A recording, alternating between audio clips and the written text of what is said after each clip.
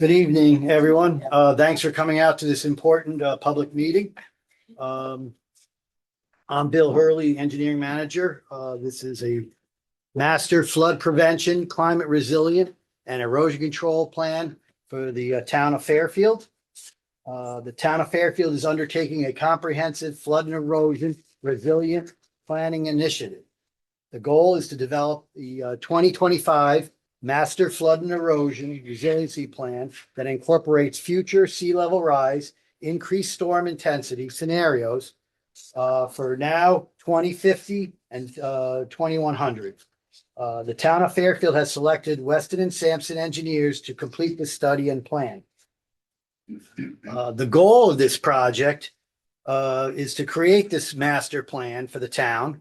And we anticipate the project will be in two phases. The first phase would have objectives that include identifying current and future townwide flood and erosion risks, vulnerabilities based on projected climate impacts and what the town should expect to see with anticipated sea level rise and more intense rain and storm events that contribute to riverine, coastal, and stormwater flooding.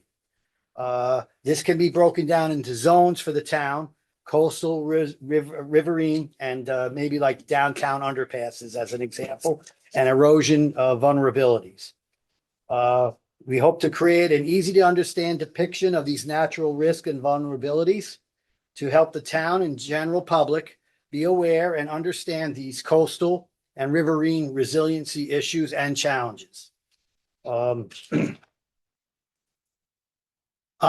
Phase two would be outlined and we create like a concept level, permit ready designs and tighter cost estimates of the chosen resiliency approaches. We also look for public input here because that's a big part of it. Right now, what you see is going to be somewhere between 40 and 50% of the project. So there's still a lot more to go. And your input will be taken and noted during this meeting. And if you have, I don't know, if you want to say a couple of weeks after, maybe if they still have comments, but we have to cut it off at some point so that we could put it all together in the report and plan. So let me introduce the team. We have Eileen Gunn, and I don't know if you want to, yeah, you want to go to the next slide. We didn't rehearse this. Eileen Gunn, Indrani Ghosh, sorry, Lindsay Norton from Weston and Sampson, Devin Santa, Azradi Fleischer, and Jacob Mars from Race, Emmeline Harrigan, the TPZ director, Anthony Santiago, senior civil engineer from engineering department. And I believe we have a lot of FERB members here. But if you don't know, Becky Bunnell is the chair. And then the others, if you want to introduce yourself, you can. Otherwise, maybe afterwards when we break out. So without any further ado, let me give it over to Eileen. Thank you, Bill. All right, everyone, thanks for coming out on another cold, dark, wintry night. We're almost through the half the winter, right? So let me just reiterate some of the meeting objectives that Bill spoke about and why we're here and what we're going to cover and what we're going to do for an interactive exercise. So we have been working with Race Engineer very closely to develop a Fairfield-specific coastal flood risk model to analyze both present and future coastal inundation with sea level rise projections. We've also been looking at your riverine flooding to look at what both the present day and future with projected increases in rainfall and intensity will look like across the town. In addition to that, we're looking specifically at rainfall and stormwater impacts to that. And with all that data of those three types of like flooding areas, we've developed a data viewer, a flood data viewer that we're going to preview tonight. Where you can go into parcel specific, put your address in and go and understand the flood depths projected for the future. So what we want to do tonight is really share those flood risk analysis results with you and make sure like the data viewer and everything is well understood. We want to establish a climate adaptation, climate resilient framework of how we go about thinking about developing mitigation strategies, very high level. Today, we're not getting into any site-specific solutions. We are at the point where we have developed screening criteria for how to scan all the data and the various layers and identify where we should start first.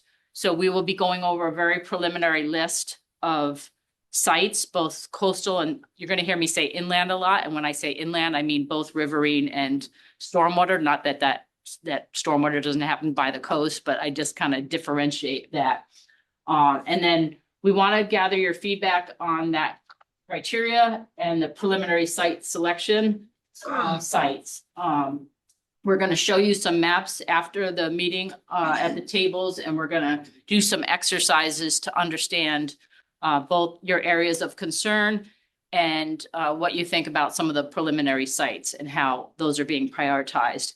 And then throughout the whole presentation, we have this tool called Slido, and it's a very cool interactive where we can ask you questions and the answers are going to populate right in front of us. I mentioned downloading the app when you came in. If you don't, I can get you the QR code. Just make it a little simpler when the time comes for us to get ready for that. Okay, so with that, next slide, I sort of just went through this agenda. But at each point, no, you're right. So at each point, we have places to stop and gather questions and have a discussion about what you just heard. But however, if there's some term that is stopping you from understanding and moving forward with the presentation, by all means say, what does AEP mean? Or, stop using acronyms, just, raise your hands and we'll if it's a clarifying question.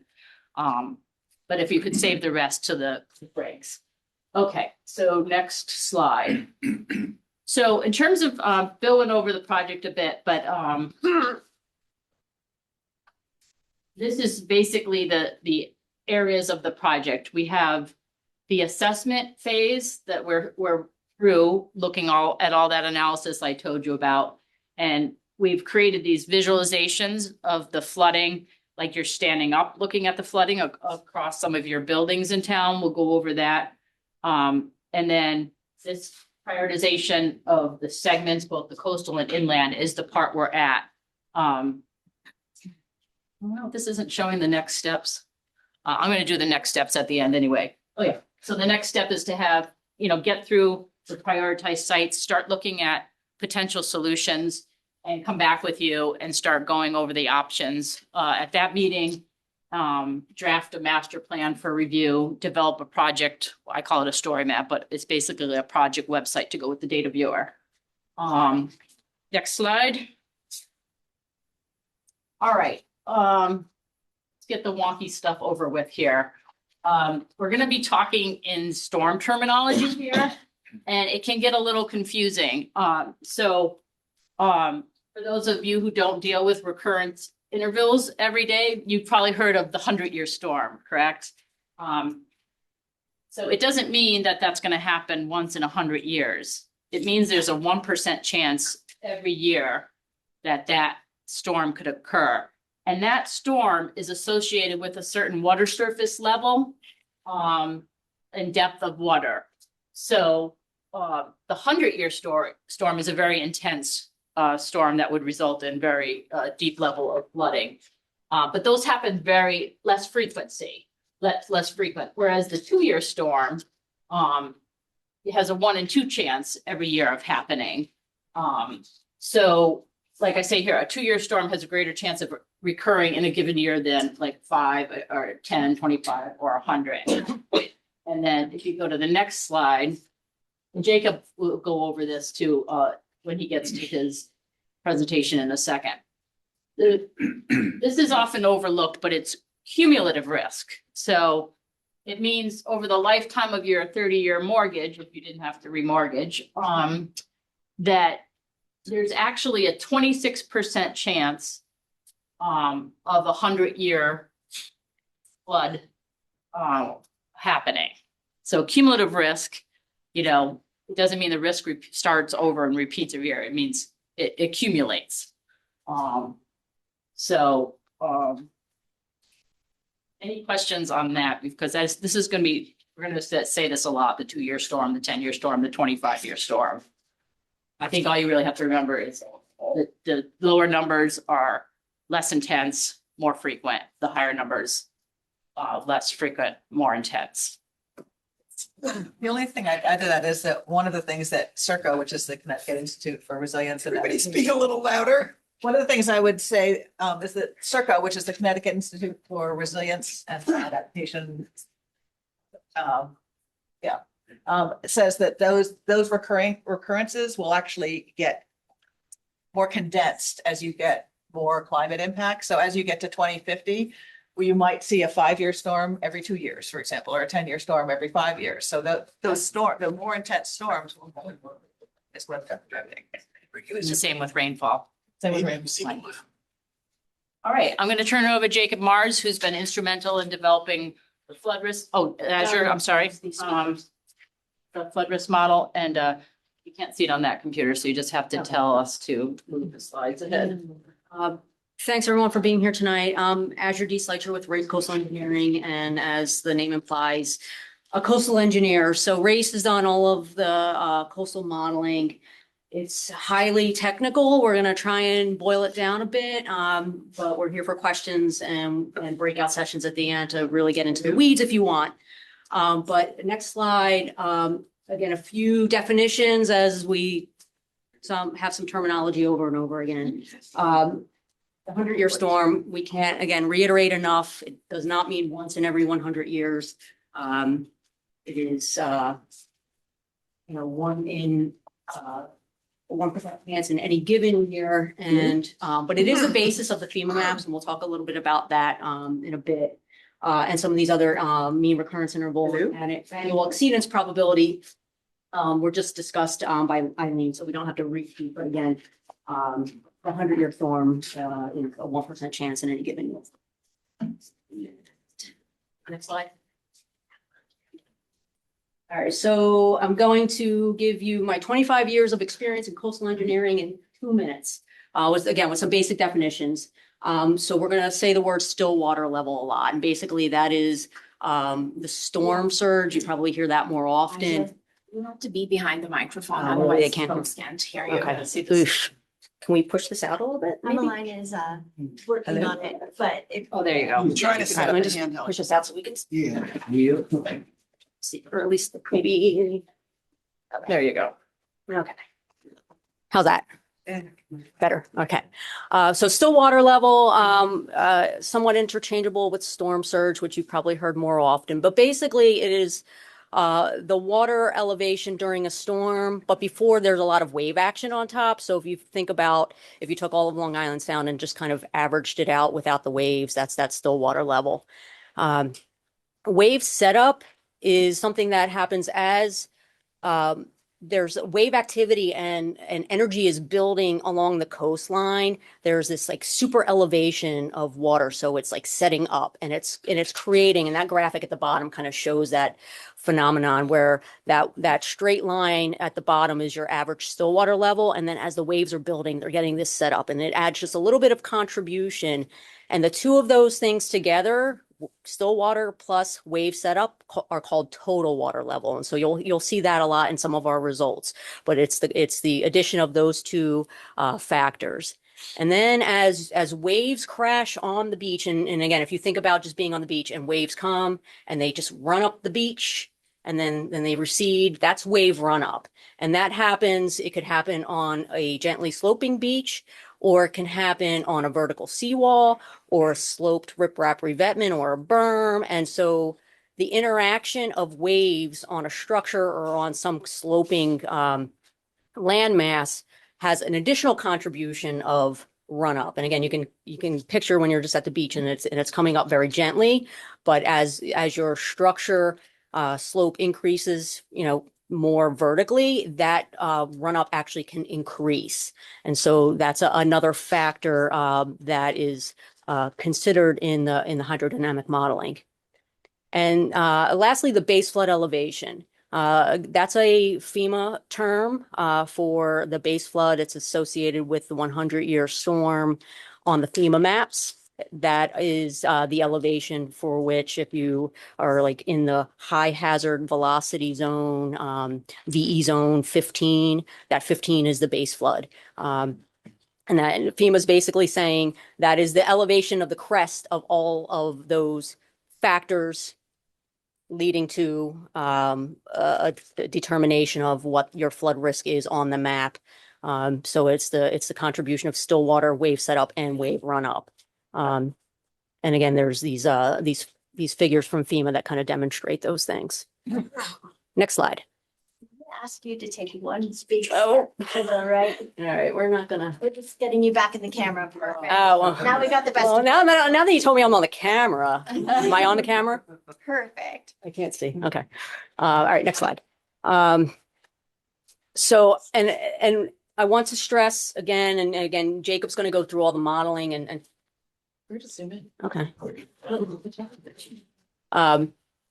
One thing we want to reiterate is that when FEMA calculates a base flood elevation, they're taking all of those different contributions that I mentioned, but they're doing different things with it, and they're doing different averages and different ways of calculating that.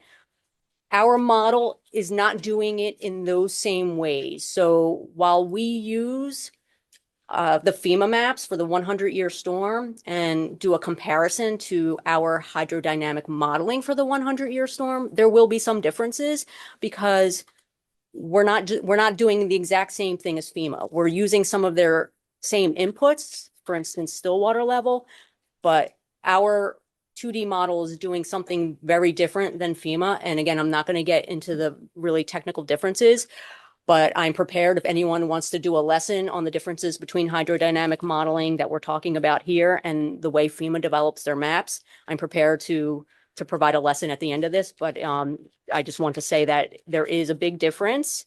And so if anyone sees that results out of our model are not exactly the same as FEMA, there's good rationale as to why.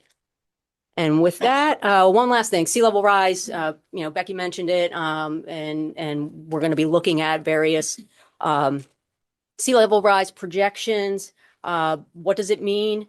As water surfaces increase with that sea level rise, it allows for bigger waves to develop in Long Island Sound, and that has a larger impact on how it impacts our beaches, our structures, our shorelines. And so those are, there are, again, as we move into concept development and future phases, these are the things that we want to, consider in our design, that there are, significant impacts, not just from greater levels of standing water, but also wave impacts that, exacerbate erosion and other factors.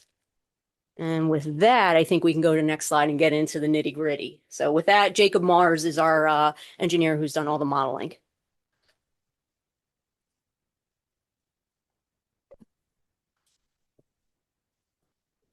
Hello, everybody. Thank you for being here tonight. Thank you, Azure. As she said, my name is Jacob Mars, and I performed the coastal modeling.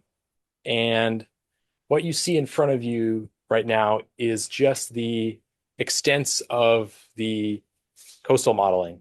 And it's actually two models that were run. And why do we do that? Well, it's a long story, but to make a long story short, we wanted to direct the wind and waves directly perpendicular to shore on the two sides of town. And so you can see that there. So on to the next slide.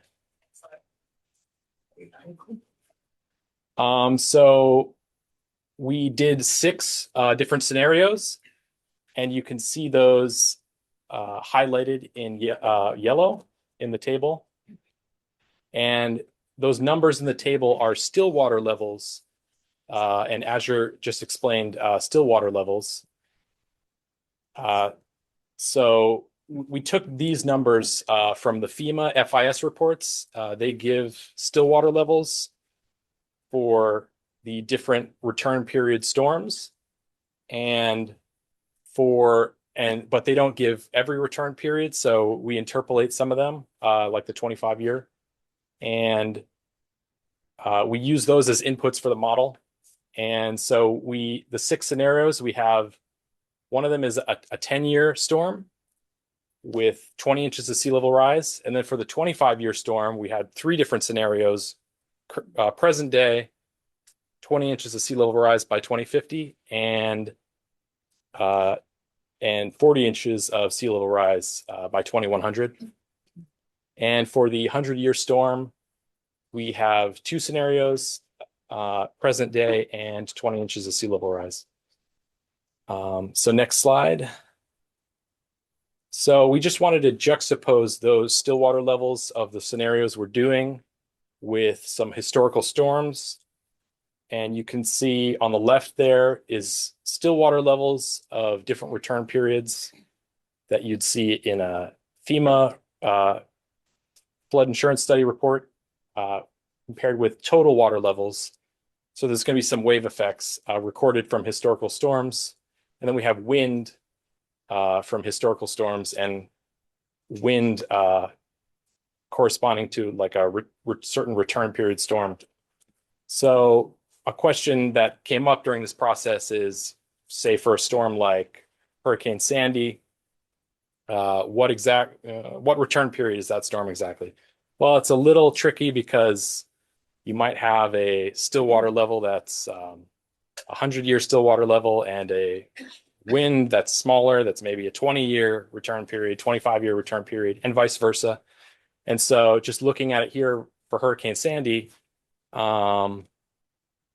we have a 9.2 recorded water surface.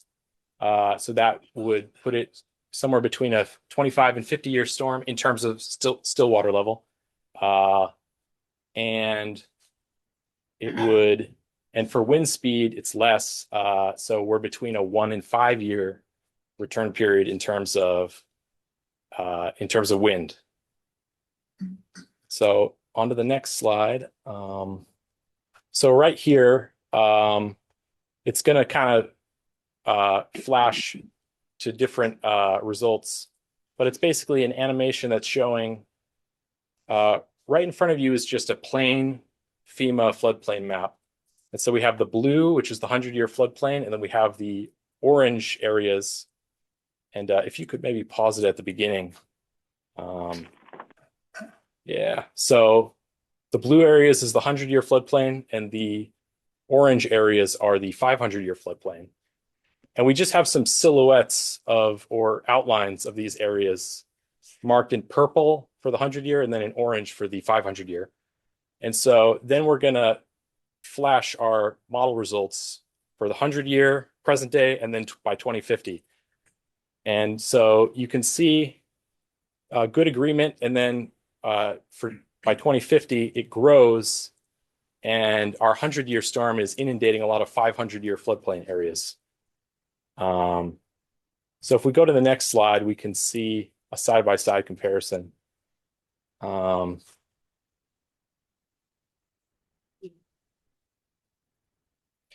Okay, so on the left, we have the present day 100-year storm model results. And so you can see, if you just look at the purple outline, there's a very good agreement in general, although there are differences, and there's different methodology that's used for how FEMA develops their maps and how we did the modeling. And you can see by 2050, just point to it, but an area like right here, right by Post Road, is a 500-year floodplain area that's getting inundated in a 100-year storm. So if we go on to the next slide, we'll see basically the same thing for the western side of the town. And it's just going to flash through different storm events, 100-year, present day, and by 2050. If we go to the next slide, we can see a side-by-side. And similar story, flooding in the western part of the town is just not as bad in general, but there are some areas still. You can see some 500-year floodplain area that's getting filled now. That wasn't before. So If we go on to the next slide, we can see, now we're just going to go through all the results on the east side. So pay attention to the inundation growing as this animation progresses. And we're just going to kind of go from smallest storm to biggest storm. And we can see how it grows. And I'll just let this play.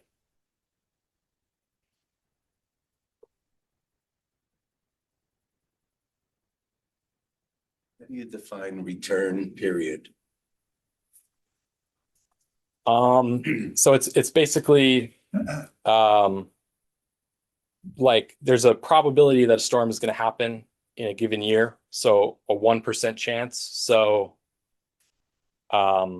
return period is a different way. It's just another way of saying 1% chance, but just in different words. Or so 100-year is equivalent to 1%, which is sort of shown in the slide that was covered earlier. If I can explain more if you want at the end, but so the order that went in is just given on the right there, and it's a lot of information, but this is all going to be in the viewer, all these results. So Jacob, can you just point out the inundation depths in there, the Yeah, color colors. coding? yeah, so we have blue as the deepest amount of inundation, corresponding to 12 feet. And then the really red areas are 0 feet of inundation. So basically right around the edge of the inundation area, it's going to be red. Now there's some areas where, because this model cells are kind of big, it's not exact, but yeah, I mean, you can see right at the boundaries, it's red. So the color coding gives you an idea of how deep the flooding is going to be. So that's the depth of the water at the time of the flood, not above like mean. Yeah, it's depth, so not elevation. Red is less and blue is the most. Yeah, The green is around 6 feet. of water. The green is about 6 feet of water. That might be green. It's like. Yeah. Reddish, like hue on that side. If sea level rises 20 inches, like Pine Creek, won't that be permanently underwater? I'm not sure what a 100-year storm is then, if it's permanently underwater. yeah. I mean, it's a low elevation area. What's a 100-year storm if it's permanently underwater? Yeah. So if we go to the next, slide. Right, that's the problem. 95. So we have an animation here of the tide coming in and out, and this is showing depth here, the color coding. And you can see arrows which are showing current. And so we can see it rising and then breach the peninsula and go over, and even breach over the berm on the other side of Pine Creek and just totally inundate this area for this 100-year with 20 inches of sea level rise. So in terms of like, where's the water coming from? What's the flood pathway? Well, it's kind of coming over the whole thing, or a large portion of the whole peninsula all at once. So if we go to the next Andy, was slide, it 25-year? That was you said. between a 25-year and 50-year in terms of water level. And so now we're changing it up with the color coding. Now it's showing the terrain. So blue is low, red is high. And we're showing how this changes as the model runs. And you see it gets really, it's kind of scouring out a big channel in the peninsula. And this was kind of a striking result. Now, disclaimer, the model is treating everything as beach sand. There were certain areas, things that were marked out as non-erodible. So all the groins, the jetties, big areas of pavement were marked as non-erodible, but we weren't able to do everything. And there's a certain limitation to how fine of the detail was put into the model. So, and there's a lot of bulkheads along the peninsula. So the actual erosion may not be as severe as this. But in this vicinity, if you do have just beach sand, just the way that the water is moving, it really wants to scour out and channelize. So if we go to the next slide, we have more erosion results. So now if we just pause here, so the color coding here is now showing erosion or deposition or accretion of material. So if you see red, it means, the sediment is eroding, grade elevation is getting lower. Where it's blue, sediment is being deposited, grade elevation is increasing. And so, if it's all the way as red as it can be, it's minus 12 feet of erosion. And then if it's really, really dark blue, it's plus 12 feet of deposition. And in some of these really extreme channelized flow situations, the model is showing, 8, 9, 10 feet of erosion in some cases. So you can see for some of these storms, you see kind of a red area scouring through the beach, and then a bunch of blue on the waterward side of the beach. And kind of a pattern we're seeing is the most severe localized erosion is not happening at the peak of the storm or when water's coming in, but water comes in, and then after the peak of the storm, water's receding, and it really wants to channelize in certain spots. So, I mean, we saw that in the peninsula, and we're seeing it here further up Fairfield Beach Road. So if we go to, yeah. Are these animations going to be in that flood viewer? Yes, they will be. Well, not the animations, but each layer. So there'll be, 6 layers for erosion for all the different storms. Okay, so it's going to be like a couple of snapshots taken from the animation kind of thing? Yeah, well, We can give you the PowerPoint that will have the. My interest is that shows flood pathway. Where does the flood water come in first? Where does it come in second? That's of interest. Yeah, definitely. So going on to the west side, generally the flooding is not as bad.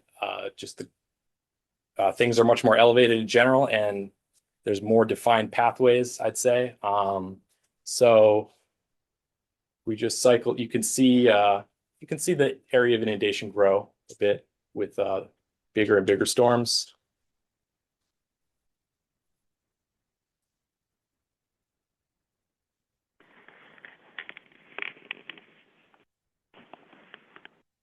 We move on to the next slide. Just like before, we have erosion. And yeah, we're not really seeing kind of channelized breaching of the shoreline. But, there's some sediment movement happening near the Southport Harbor mouth. So yeah, erosion is not as significant for the west side. So if we go on to the next slide. So we threw a lot of information at you there. And it's a lot to digest, but to boil it down, we look at these 4 scenarios.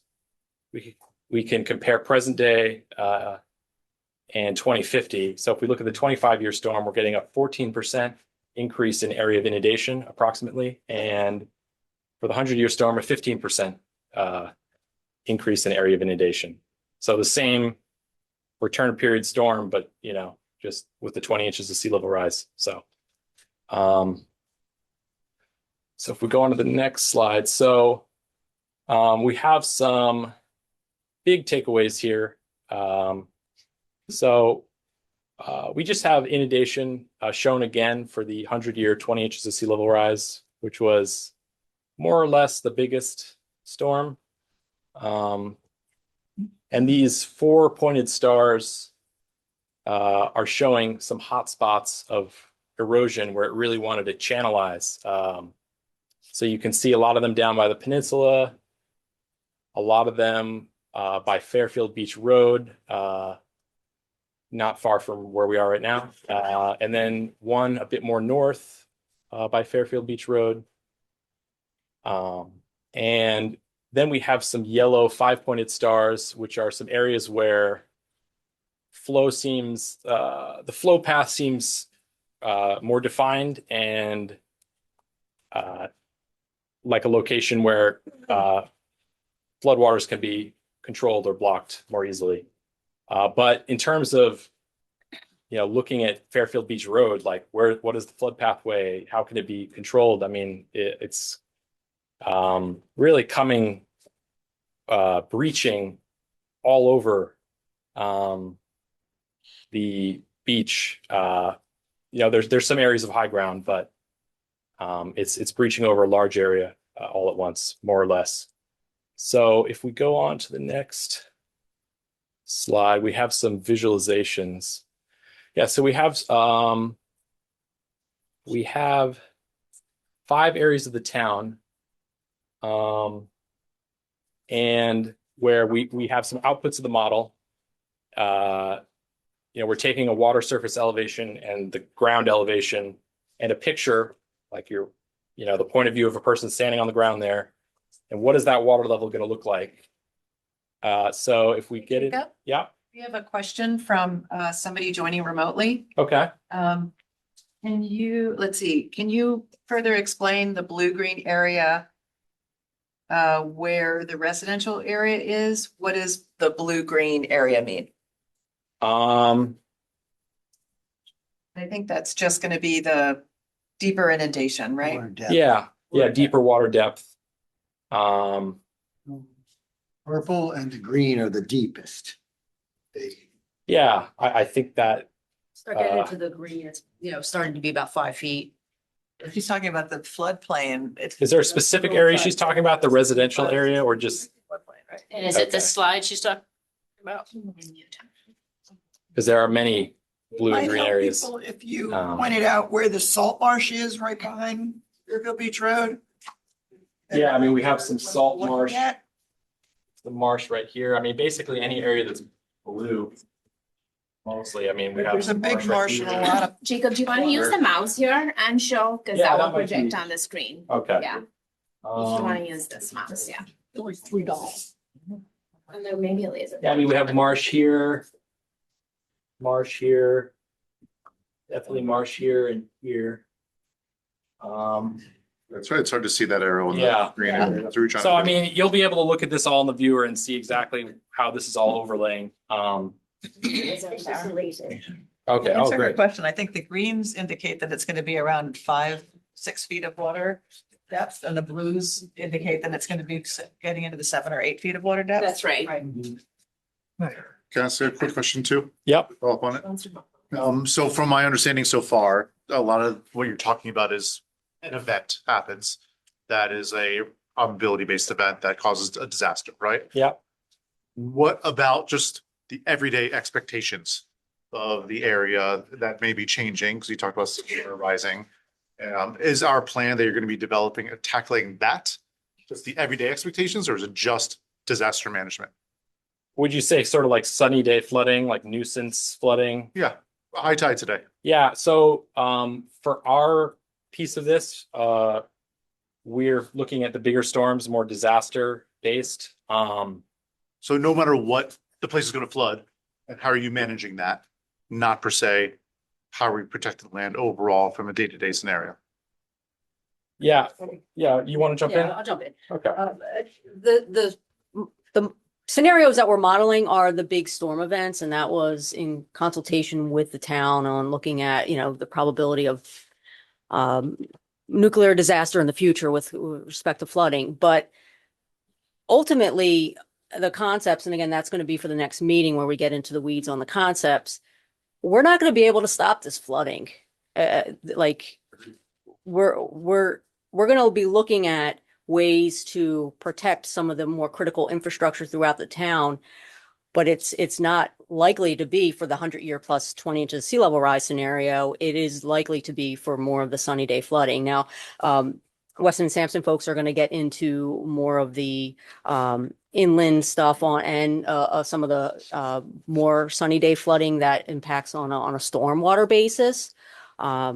Whereas on the coastal side, it's a little bit different and more difficult. But I think ultimately concepts that we develop are more likely to protect at a more frequent lower storm event, because that's going to be where things just fall out practically, from financial perspectives, land use, and other permitting factors. So I did come in just 3 minutes late, so I apologize if I missed like an agenda part. Are you gonna cover what's like what could we do? I know the design happens in a different meeting, right? But are you gonna cover what types of things could be in the design during this meeting? Yes. Stay tuned. Yeah. So moving on, going on the next slide. So we can just see different water surface elevations at these different sites. And these are on a poster in the back, so I think I'm not going to spend too much time, but this is Penfield Pavilion, right along Fairfield Beach Road. And if we go to the next site, we have the Fairfield Museum and History Center. And we can see the water levels. Here we're on the peninsula. We can see water levels for different storms again. And now we're somewhere north of Fairfield Beach Road. Valley Valley Boulevard. Boulevard. Yeah, that's right. And going on to the next one. And yeah, that's our piece of the modeling. So any questions?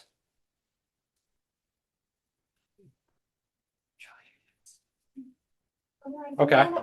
On your modeling, does it take into account the tides? Yes, it does. Change of the tide every 6 years, and you're sending a lot of water inland in a short period of time.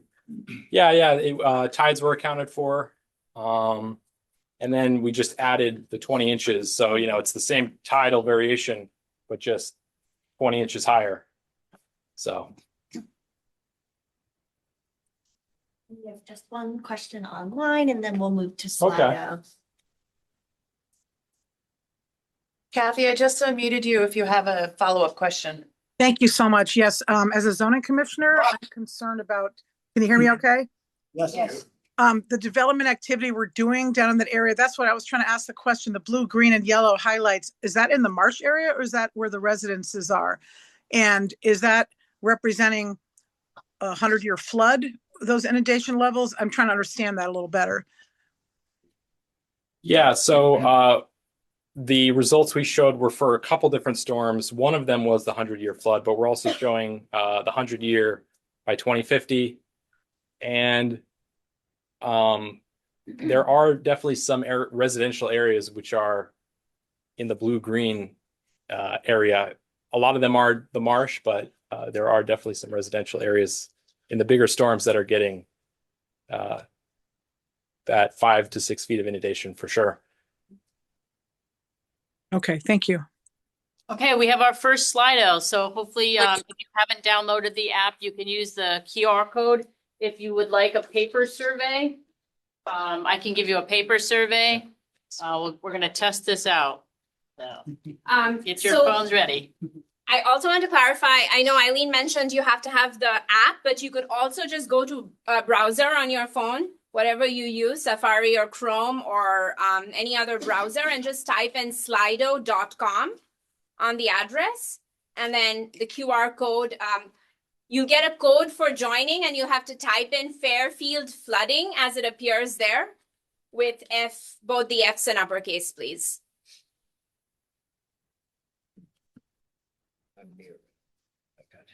And they just do that once. Yeah, you do that once for this entire session.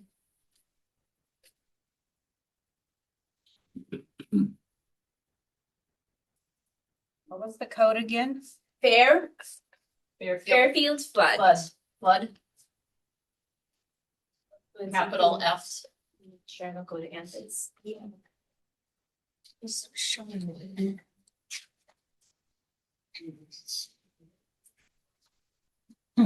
So it's Fairfield flooding with both the F's and uppercase. And no space in between it. No space. Yeah, no space.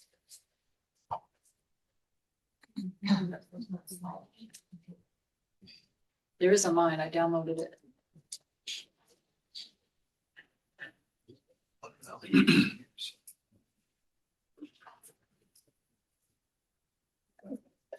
It's not downloaded.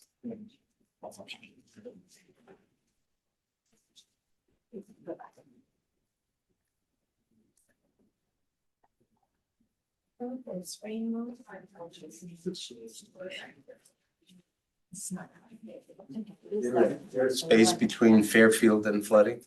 No space. We'll improvise. So got 75% saying never. Oh, you already launched it? Maybe. Maybe you were ready. Don't see the You see the results immediately. Yeah. Yeah, but we should see it on the screen. Okay. Let me quickly download it. Yeah. Keep voting. Yeah, why don't we keep voting for folks online as well, please? And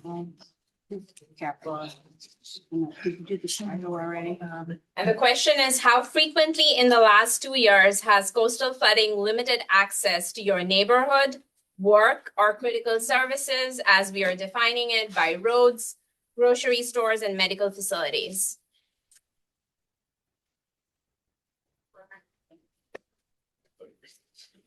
No, I'm not. I did see analog.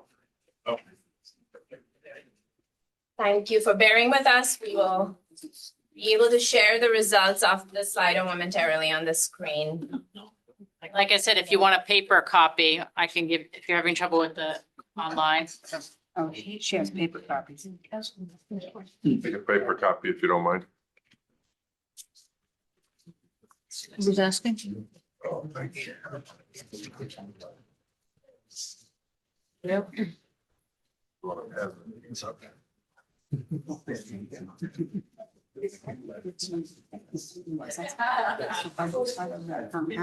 Yes. Yes. You have a I question?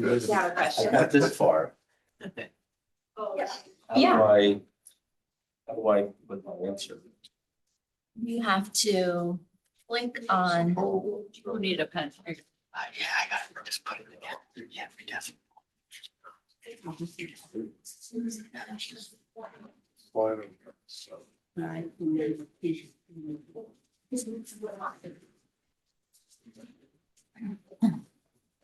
Lindsay, do you I mind think we have sharing to. the QR Lindsay, code maybe again? You have to activate it one more time because.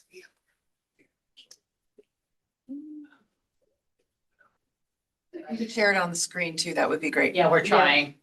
Something's with the way I downloaded it. What happens?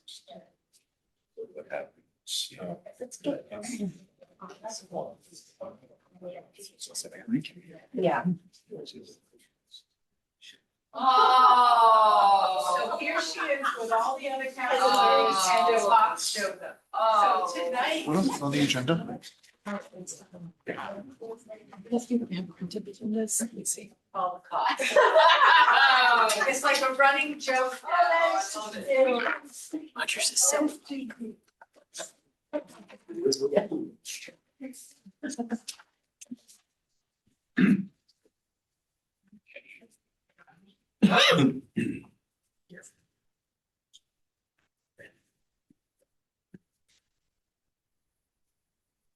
Go to that slide just above that.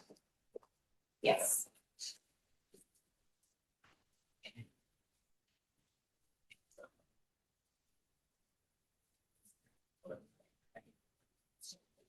What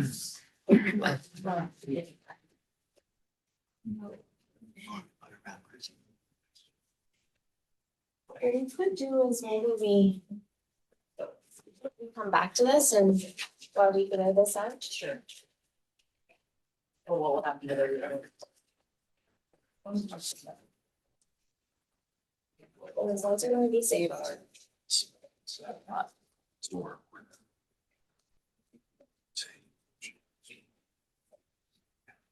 I gotta believe. Some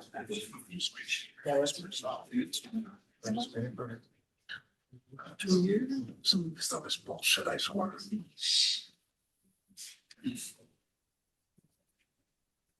This town, there's a lot of things. When I look out. I'm ashamed.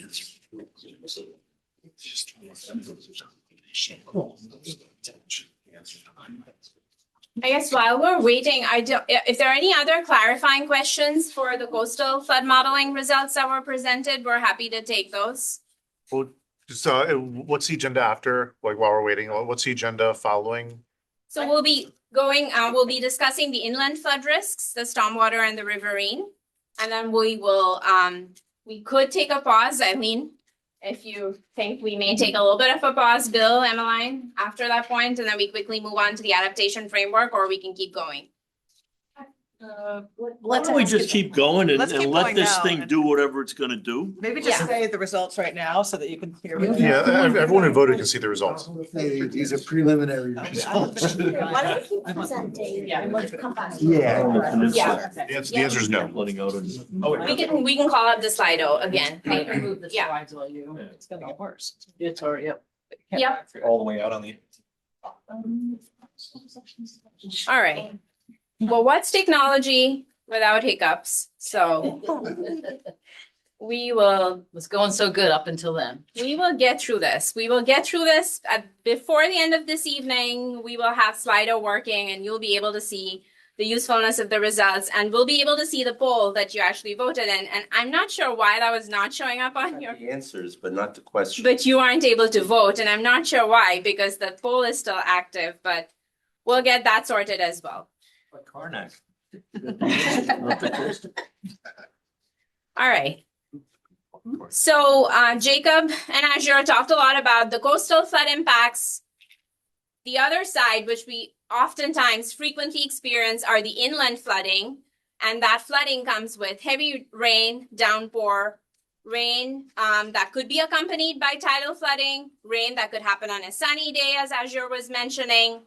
And then if we have a very long duration flood event, a long duration rainfall, that could also occur with the river overbank flooding happening. And that could be a combination of stormwater, the water on the streets, as well, in lawns and pervious areas, not being able to get into our drain pipes, and as well as water that is overtopping the banks of the river and causing riverine flooding.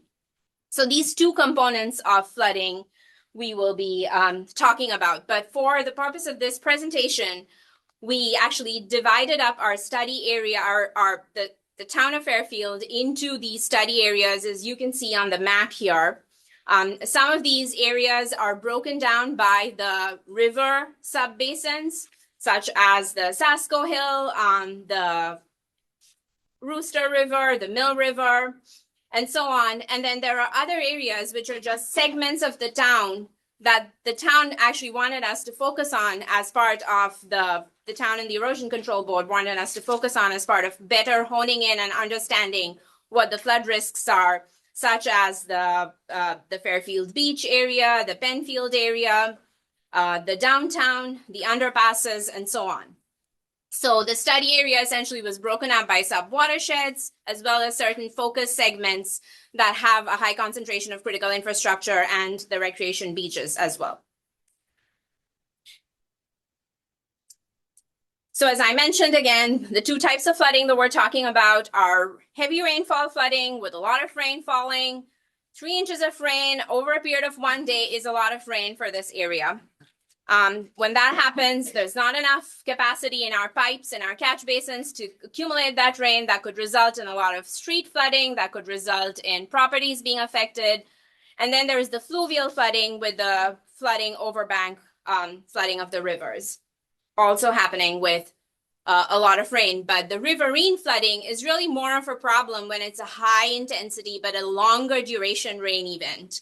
The shorter high intensity cloudburst type events that we see in the summer months typically actually cause a lot of damage to our drainage infrastructure because our drain pipes are not designed to handle that amount of rain in such a short period of time. Next slide. So we want to better understand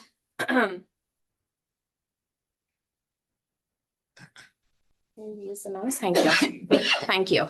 So we wanted to better understand which areas of the town have experienced recurring flooding And this is not a comprehensive list of all the flooding areas in the town, but these are some examples of recurring flooding areas that we have heard from our survey, from discussions with the town, as well as information that has been shared with the larger stakeholder group involved in this project. And so we've identified some of these areas here and that are highlighted here in with the circles, and you can see the locations over by, let me point to here.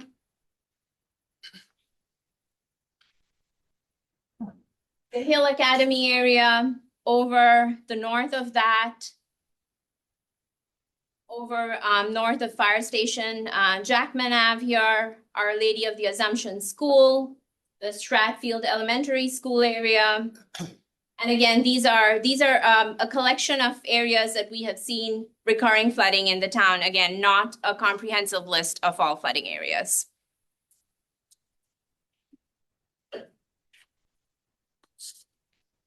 Do you have a map of the beach area? We do, yes. And I will get into that, demonstrating the map and the flood viewer momentarily after we get through this segment.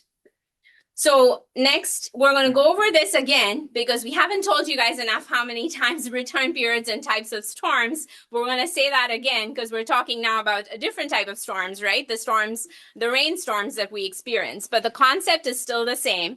So again, you asked what a return period is. A return period or a recurrence interval is a storm that occurs in whatever number of years, but that's a misnomer, because that is associated with a percent probability. So as we explained, as Jacob, Azure, Eileen, all of us have explained this, Becky has explained this, a 100-year storm is a storm that has a 1% chance of occurring in any given year. A 25-year storm is a storm that has a 4% chance of occurring in any given year. A 10% storm is a 10-year storm is a storm that has a 10% chance of occurring in any given year. But Becky made an important point about how these storms are going to increase in intensity and in frequency with climate change. So what we're showing here on this table are the storms. These are, again, rainstorms. The first column on this table show the return periods. The second column are the depths of storms, or the depths of rainfall inches associated with the storms today. And these are coming from Atlas 14. So Atlas 14 is sort of a handbook for us engineers that we use to design our stormwater and our drainage infrastructure too. And these are the existing standards of today. And so a 2-year storm of today is 3.5 inches of rain over a period of 24 hours. With climate change projections, that same storm is likely to intensify, and that is going to have 4.3 inches of rain associated with it over a period of 24 hours. But what is also interesting to note here, and you'll see it in the green highlights, the 10-year storm, which is the 5.4 inches of today, is likely to be the 5-year storm by 2050, about 5.5 inches, right? So we're seeing an intensification on the amount of rainfall, but we're also seeing a frequency of that increasing. So a 10-year storm is likely to be a 5-year storm. A 25-year storm is likely to be a 10-year storm. And so that's really important for us to understand, because our infrastructure, our drainage infrastructure of the town is designed to even barely handle a 10-year storm of today. And that storm is likely to occur more frequently in the future. What climate change model do you use for that? So this work has been done out of Cornell University by Dr. Scott Steinschneider's group, and it has been published. So it has been published in the reference journal is cited here. This is also, the name of the project is Hydro Risk Project. It has an ensemble of about 16 global climate models using the MACA data set, and it has associated a climate adjustment factor, and we'll be happy to share more the documentation associated with that, with those assumptions. It's a peer-reviewed publication that has been already adopted. And these climate change projections and future design storms they cover the entire, all of New England and Northeast, this work that has been done by Cornell University. These are updated intensity, duration, frequency curves that have been done for all of the New England states and New York. Is the 20 inches of water coming from Atlas 14 or from the hyper risk model? So the 20 inches that we talked about in the prior segment is the 20 inches of sea level rise, not 20 inches of rainfall. And that is an assumption that is coming from that the number 20 inches is coming from the work that Circa has done, the work that, and that's the climate change projection for sea level rise that the state of Connecticut through CTDEEP has adopted as the sea level rise standard for the state, which is 20 inches of sea level rise by That was 2050. not published in any journal, right? That one It's was up to not peer reviewed. up to 20 inches by 2050. Sorry, what was your question again? That paper was not peer reviewed. Sorry, I can't hear you. Couldn't hear you. That paper was not peer reviewed. So you were saying that the hyper risk model. Yes, yeah, that paper was, we could provide you a citation of that work as well. That is work that has been already peer reviewed and adopted in the state of Connecticut. Yes. Thank you. Have you looked back over the last, say, 10, 20 years to see how accurately these projections have been with the modeling? We have all of these models are referred back to hindcast data. So hindcasting, so forecasting is looking ahead, hindcasting is looking backwards, and so all of these models get calibrated and validated to the hindcasted observed data at specific rainfall gauges. And Johnny, if I could just add, when I started my career, the 10-year storm was like 5 inches. And then from my predecessor, when I still have some of the paperwork, it was 4 inches. So it's definitely, and it's proven if you ever look at any of the historic records, say for Hartford or Bridgeport, they used to say we'd get 38 inches of rain a year. Now it's probably 49 or whatever. I don't know the exact numbers, but and you've noticed it if you've been around here in Fairfield the last 20 years, there's been 2 or 3 years of where we've just gotten bombarded. The 2006 to 2007 was a real bad year. 2018, 2021, and these were storms that we've never seen before. So there is definitely enough of a backup of a historic record. So is there an analysis for rainfall and sea level rise together? So that's an excellent question. We, as part of this project thus far, we have not looked at the compound flood risks of sea level rise and extreme precipitation. That is an area which is certainly an area of emerging concern and risk for communities, but we are modeling, as you heard Azure and Jacob present, we're modeling the coastal flooding with tides and wind effects and wave, but we're not factoring in rainfall on top of that. For our rainfall flooding, we are looking at tidal boundary conditions. We're not, and I'll get into that, we're not explicitly modeling the stormwater flooding. We're estimating that using some mapping methods, and we'll get to that. But that's a really important point, and thank you for bringing that up, that the combined risks of both have not been assessed yet in this project. All right, so what you saw on the last slide was a bunch of numbers. Here, it's really the same information, but we're presenting this to you graphically in the form of bar charts. So blue on this slide are present day numbers. Yellow or orange bars on this slide correspond to the future numbers. And so what you can see here essentially is steadily the bars are increasing because these are the 10 and the 100-year storms. And these are the storms that we actually have analyzed through the work that you will see in this project and through the flood viewer results. We are really looking at a 2-year storm again it has a 50% chance of occurring in any given year. So think about the weather forecasts. Think about how you read your weather forecast and read how there's a 50% chance of rain that day. That it's a similar an analogy of that can be drawn. So a 2-year storm is a 50% chance. A 100-year storm is a 1% chance. They're steadily increasing, but also the orange is steadily higher than the blue. And that is the orange, the increased risks between the present, and the future is really what we are assessing. So what we did for the fluvial, so now we're moving on to just share very briefly how we assessed the fluvial flood risk. The flood risk which is associated with the riverine overbank flooding. And we developed, so this part of the project, Western Sampson was responsible for. So Western Sampson, we created an easy to use mapping tool to show where the flooding may occur today and in the future. However, we did this without actually doing a specific HEC-RAS type modeling approach, but we used the FEMA flood data that already is available for the town of Fairfield. And we used that information along with the projected rainfall data that I just discussed before this slide. So we used the FEMA flood cross sections for the areas, and we looked at the Mill River watershed, we looked at the Sasko Creek, we looked at the Grassmere Brook, and the Rooster River and its tributaries. So those were the 4 watersheds that we looked at for the FEMA data. And then we digitized that FEMA data carefully, and we connected that along each stream to reflect how water actually flows across each sub-watershed.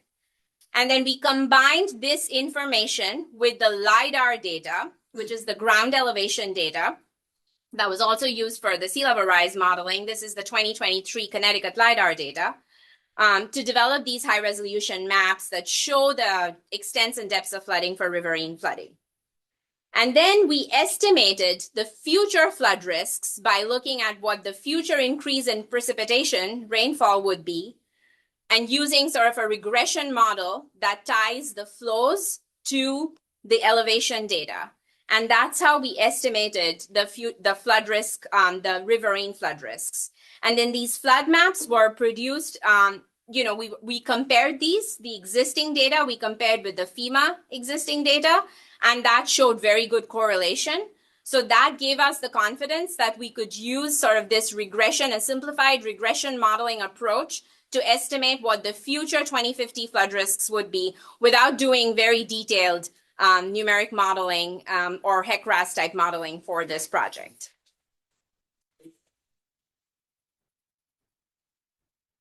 So that was the riverine aspect. The stormwater flood risk, what we used another simplified methodology to come up with the stormwater flood risk, which is the flood risk associated with heavy rainfall, as we talked about. So this slide summarizes the approach that we adopted, which is using a blue spots. It's called the blue spots methodology. And so this is pluvial flooding, which looks at flooding caused by heavy rainfall and not river overflow. So we're differentiating the approaches here. This tool was actually developed in the University of Copenhagen. It is a fairly well-established peer-reviewed tool that we're using. It runs on ArcGIS and a GIS-based environment, and it helps us to identify it helps us to screen out large areas using this LIDAR, the ground elevation data, to identify where water could naturally collect in the town, in areas that are low-lying areas where rainwater could naturally collect across the surface. And then we calculated how much water would be needed to fill those low-lying bowls up. And then how much rain would cause the resultant flooding when those areas get filled up and overflow, how much flooding are we expected to see? So again, the limitation of this is that it does not consider the hydraulics of the drainage infrastructure. So we didn't factor in the pipes, the stormwater network pipes in the model yet. That is an area of improvement that could be built in a future phase. But this was a really quick and easy way for us to look at what are the low-lying spots in the town that could get filled up, and what is that amount of rain that is needed to fill those up and eventually cause overland flooding when those areas get filled up. So again, what could we do how could we use these results? So the outputs of this blue spot modeling are really polygons that show where this water collects, and that's why it's called blue spots. And these are connected by flow paths, as I mentioned. But this format really is easy for us to visualize the results, but it also helps to do green infrastructure planning, and we'll get to that in the next segment. But this helps us identify which areas of the town would be most suitable for us to do nature-based solutions, grain gardens, bioswales, bioretention basins, infiltration trenches, which areas of the town have more are more amenable to be able to hold the water, detain the stormwater, and cause less flooding and damage to critical infrastructure and properties. And hence, this type of mapping helps us also easily identify mitigation strategies, which could be a combination of green and gray. Gray could be, you know, increasing the pipe sizes, for example, putting large stormwater storage tanks in locations where they can be accommodated, because we will not be able to solve our way through this flooding with green infrastructure. All right. This slide is a summary of the results that show the increase in area. And so we had a compendium of this slide that Jacob presented for stormwater.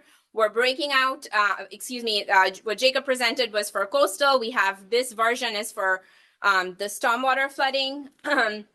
And this shows the riverine flood results and shows the increase in acreage. So what is interesting to note here, for example, is that for the Mill River Basin, the 2-year storm is going to cause, the 2-year storm of the future is going to cause an additional 60 acres approximately of flooding. So that's this. For folks in the room, this area, this number, we're looking at the Mill River column, for example, there's going to be 59 additional acres of flooding from the 2-year storm by 2050. And there's going to be as much as 100 acres or more than 100 acres of flooding for the 100-year storm by 2050. For the Grassmere Brook, what we notice is that there is certainly an increase in flooding for the 2-year storm, but that increase is remarkably higher than the increase in flooding that we would see from a 100-year storm. And that's probably associated with the topography, with how the floodplains are already filled up, already overbank flooding is occurring from as frequent of a storm as a 2-year storm. There is certainly more flooding in the 100-year storm. We're not saying that there is less flooding in a 100-year storm, but the increase in flooding from the present to the future is remarkably higher for a smaller, more frequently occurring storm compared to a less frequently occurring storm as the 100-year storm. And then we have a series of maps that show that walk us through the results of this area. But you can see here the next few slides kind of will situate you to these maps. But you can see the left panel here. So the colors here correspond to depths of flooding above ground, with the lighter shades of blue, shallow flooding. Less than half a foot. We thought it's important to make a distinction for flooding. Anything that's less than half a foot at 6 inches, right? That's almost a curb height. So anything that's within the curb height is, we can call it as nuisance flooding. It's probably flooding that we can deal with to a certain extent. When it exceeds the curb height, that's when it starts affecting critical infrastructure and properties at a greater extent. So these different colors, so the other shades of blue sort of are 0.5 to 1, 1 to 3, 3 to 5, and everything greater than 5 within that very deep shade of blue. So that's above the ground or above the water level? This is above existing ground elevation.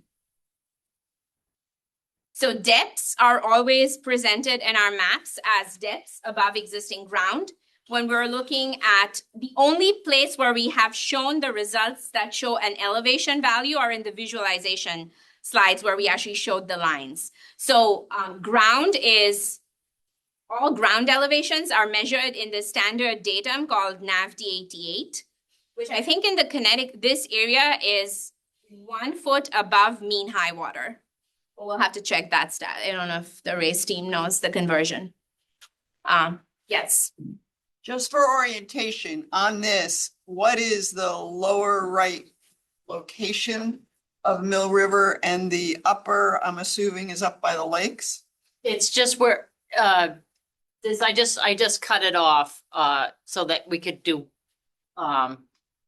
this upper section Top is Merritt Park. and the next. Okay, oh, and sorry. what's the lower part? The bottom is Osborne Hill Elementary School. Osborne Hill Elementary School, that's the bottom. Triangle there. It helps with orientation. Yes, so the south on this map is Osborne Hill Elementary School, and the north here is Merritt Parkway, and we're showing Lake Mohegan and North Street here. At Stratfield School. So, and then we have similar zoom ins of the lower Mill River, and this is where you're seeing intensification of these blue areas with greater areas showing more, more areas showing deeper flooding. And overall, we're seeing an increase of over 100 acres, or greater than 20% for the 100-year storm by 2050. And that's upper and lower. It's not, that's not divided. I was gonna say, I thought the upper said 100. Yeah, it's the whole thing.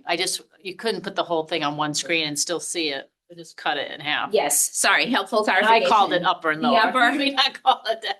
It was the north and the south broken up, but we can get that fixed when we finalize the slides. All right, then moving on to the Rooster River watershed. This shows again the change in the extent of elevation, the extents and depths of flooding for this watershed. Between the left is present day flooding and the right is the 2050 100-year storm. Again, we are looking at the Hill Academy on the west here, and we have the fire station number 3, Jackman Ave, Lady of Assumption School, the Fairfield Ward High School. So that's the extent of the area that we're looking at. And then this shows the zoom in of the Rooster Ash Creek watershed. Again, it's the same. We're trying to show it's too big of an area to show. That's why we're splitting it up into 2 maps here. But it shows that same information, the 100-year present on the left, the 100-year future on the right. And it shows areas of new flooding areas that we're highlighting with these black polygons to show increased areas of flooding, both in extents and in depths. Okay, so then this is where we're showing the elevation picture again, the elevation comparisons again, but this is showing only the riverine flooding. So what Jacob showed were the coastal flood elevations. Here we're showing at 425 Kings Highway, we're showing ground elevation is at 13.65 feet NAV D88. The 10-year riverine flooding, and these are all the future numbers. So the 10-year 2050 elevation at that location is estimated to be about 16.3. The 100-year riverine flood elevation at that same location is estimated to be about 21.1. So we are expected to see flooding that could be anywhere between 3 to about 8 feet or so. Basically, you're gonna have a 1-story building in 100 years. There is a lot of flooding that would have to be managed. So to make a comment before I have to head out to deal with kids and all.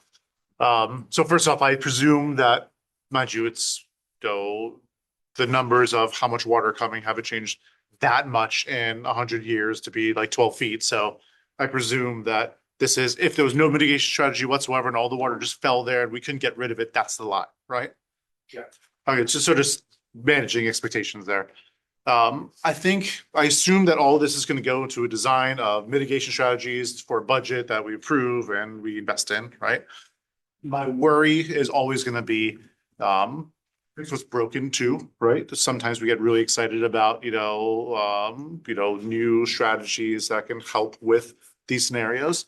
I'm coming from an area that has day-to-day just problems, which means that either something changed that we weren't prepared for or something's broken that we're not fixing, right? And I think all over town, you're gonna find those day-to-day problems of whenever it rains heavy, the 1-year storm, right? This place floods and it's nasty, right?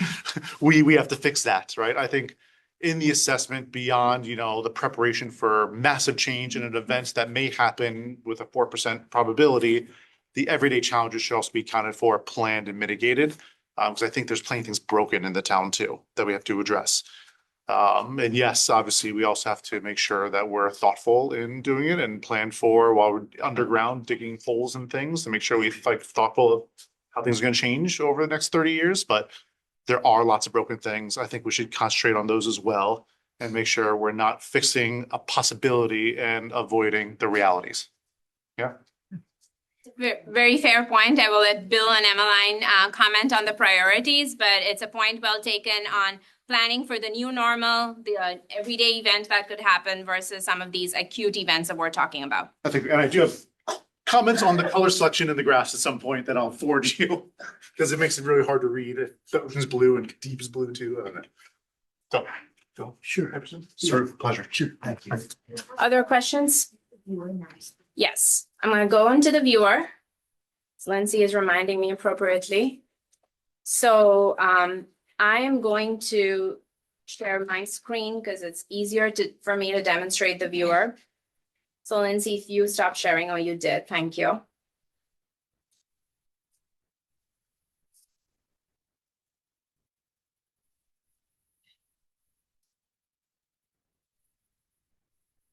So the link to the viewer, we're going to launch it from the PowerPoint. And we will share this link.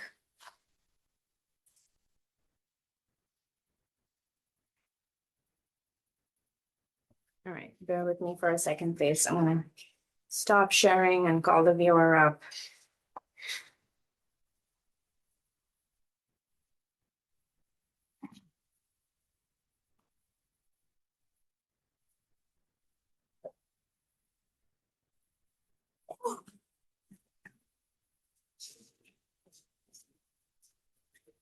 Other questions while we're getting to the viewer? So this viewer is going to be hosted on, on the town's website. And Emmeline and Bill will find a way to share that. This is already public. What we are sharing today is public. All of this information that you will see now, I'm going to share now, Eileen. Yes. Thank you.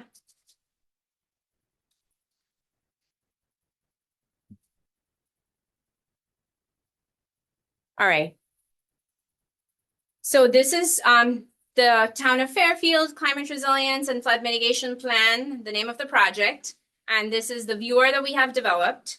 So this is, again, going to be publicly available for you all. This is not phone ready yet. This is absolutely laptop and desktop ready. So if you try to look this up on your phone, you will not be able to. So we haven't made a mobile app out of it. That is certainly something we could work on again as a future phase, but you can look this up on your laptop or on your desktop screens, and this should show as you're seeing it now. So on the left is information about the viewer. What we have done here is we have created this tool that has an I, a small I on it, letter I. There's a tutorial that we have developed that walks you, that's embedded in the tool, that walks you through the different steps of the flood viewer and walks you through the different widgets and the tools that are embedded in the viewer. I'm going to walk you through that now. But again, I wanted to let you know that this is handy, always going to be available for you to call up anytime you have a question and you want to know how to use the viewer. So that's something that is the information or I tool on the far right. Then everything on the left here that you see docked on the screen is about this project. It talks about how this project addresses sea level rise and riverine and stormwater, coastal flooding. It talks about the coastal shoreline change data. And what you'll see here is we've added on this far right, we've added the widgets that correspond to the widgets on the top right here. So that helps you orient what you're looking at when you have some text on the left to the logos that we have. And then we have also the base layers. But what you see here is the town of Fairfield. Then the critical facilities are shown here. When you zoom in, you start to see the schools, the library, the police headquarters, the historic districts, the fire station. You could see all of that information as you zoom in. You have the water bodies, you have the town parcels, you have open spaces, you can see the museum and all that. So in this tab here, or in this first widget on the top left, are these reference layers that show the critical facilities that we were just looking at. And then you could turn any and all of these up to see. For now, we have the critical facilities on. You could turn on the culverts to see where the culverts are. You could turn on the outfalls. You'd have to zoom in and out to see where they are. But you could turn on any of these layers. These are the reference layers. We also have FEMA on here. So these are the FEMA layers as we were seeing. The legend on the left here is always going to be docked. So you can, when you're getting confused with what we're showing, because we're showing a lot of information on this map, you can scroll here up and down to see what the legend is, what these symbols correspond to. But blue for FEMA is the 100-year floodplain. Orangish salmon color here is the 500-year or the 0.2% flood plain. Any historical events on there? We do have historic reported flooding areas. We do have that called out. And that is here. I'm going to turn off FEMA for a second so you could see that information. So we have categorized the historic or the reported flood hazard areas with coastal, stormwater, pluvial, and riverine here. So that's the reference layers. So I'm going to turn off, I'm going to turn this off because we want to get to the next section here. So then moving on from left to right, this is the riverine flooding that we talked about. And you could look at the riverine flooding areas. You could turn on let's talk about the more frequently flooding areas that we see. That's the 2-year storm, the 2-year present day storm. And then you could look at the 2-year storm of the future. And we have built this nice swipe tool, which lets you get to looking at the change. So what this change here is, let me just back out a little bit so you can see this better, or zoom in. So left is present, right is future. Dira, for the right one, you have 100 here. So you have the 2 and the 100 instead of the 2. Yes, and thank the you, 2 Emmeline. with future. Thank you. So now we're looking at the 2-year of the present and the 2-year of the future. So we do see some areas of deepening flooding. Again, left is present and right is future. If we now turn on the same information for the 100-year, I'm remembering to do it right, the 100-year of present and the 2050 100-year, there is a lot more flooding now. Again, what we're swiping, left is the present day, right is the future, and you could see sort of the change here in same areas of flooding. So you could do that for any and all areas of the town. You could zoom in, look at the slider, turn things on and off, and focus on the areas that you'd like to look at. And then the other interesting thing about this tool is if I turn the swipe off, you could query this information and try to understand what the what are we seeing here on the map. So on the map here, and then this is where the text comes up, is what are we seeing for riverine flood depth? So you could click at a location on the map and it shows what the depth of flooding is, 6.4 feet. This is depth of flooding above ground for the 2050 100-year. And then it shows that what are the parcels that are impacted from that storm event. Similarly, we could now, so I'm going to turn off the riverine so we can show the stormwater. The stormwater is the next one up here. And it shows, again, the different stormwater events that we've looked at. We could look at the present day 10-year storm. This is what Bill was referring to. the storm that we often use for designing our stormwater or drainage infrastructure is the present day 10-year storm. And these areas in shaded pink are areas that show areas of potential flooding for a 10-year storm of rainfall storm of today that drops about 5.4 inches of rain in 24 hours. And again, this information here, you could look at this top, this right here shows, so we don't have flood depth information to show for stormwater flooding. So this information is only available for coastal and riverine flooding. The call out boxes on the far right are only available for riverine and coastal flooding where modeled flood depths or projected flood depths are available. All right, so we're gonna now move on to the coastal flooding layers. And let's look at an area that is prone to coastal flooding. Any particular preference of an area that you'd like to look at for coastal flooding? Pick whatever you want. Well, then they can type in an address too. You could type in the address here. So we can do Fairfield Beach.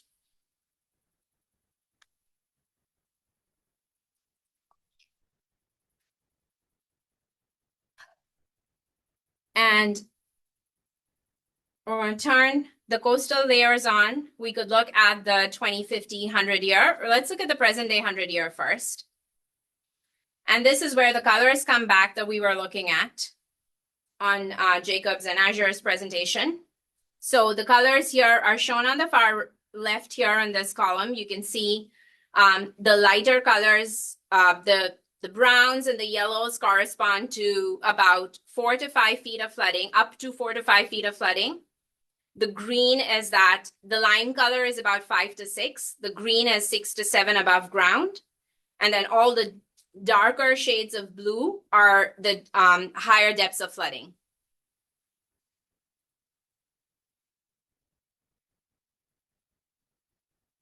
And we could look at, again, the present day 100-year and the 2050 100-year for a comparison.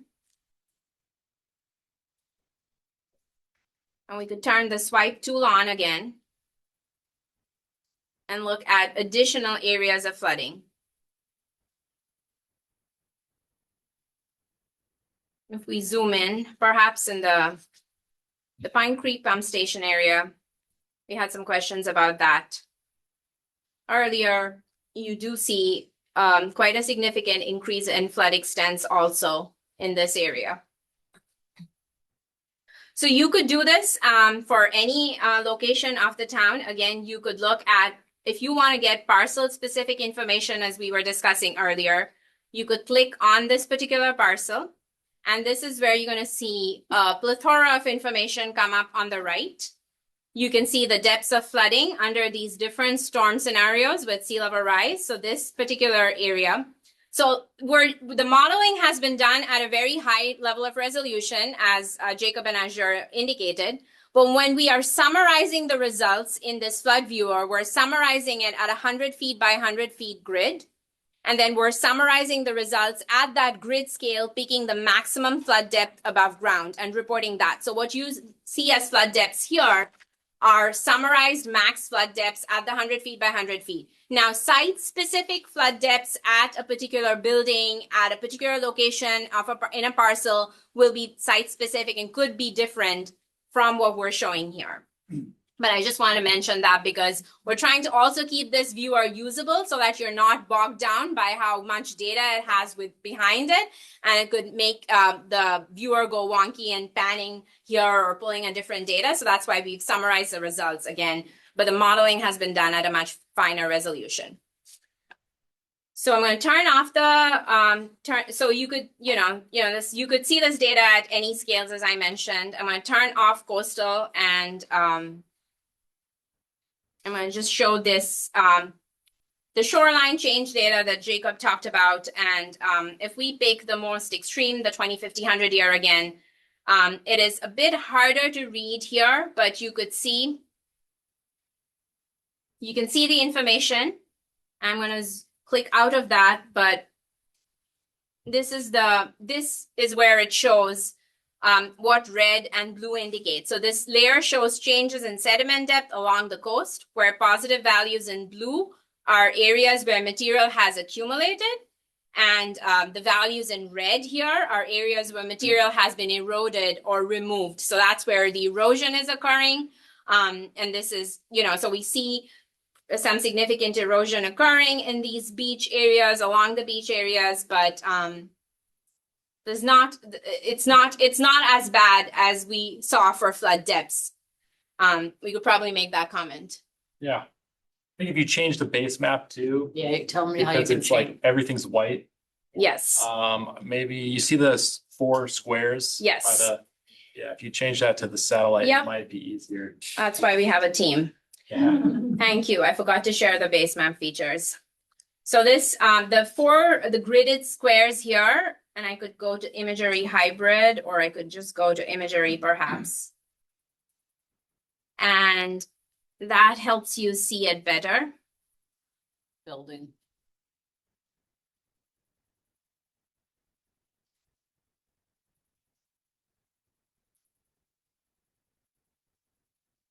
Excuse me, did you Yes. say we can input an address? Yes, so right up here, where you see the magnifying glass, that's where you could type in an address.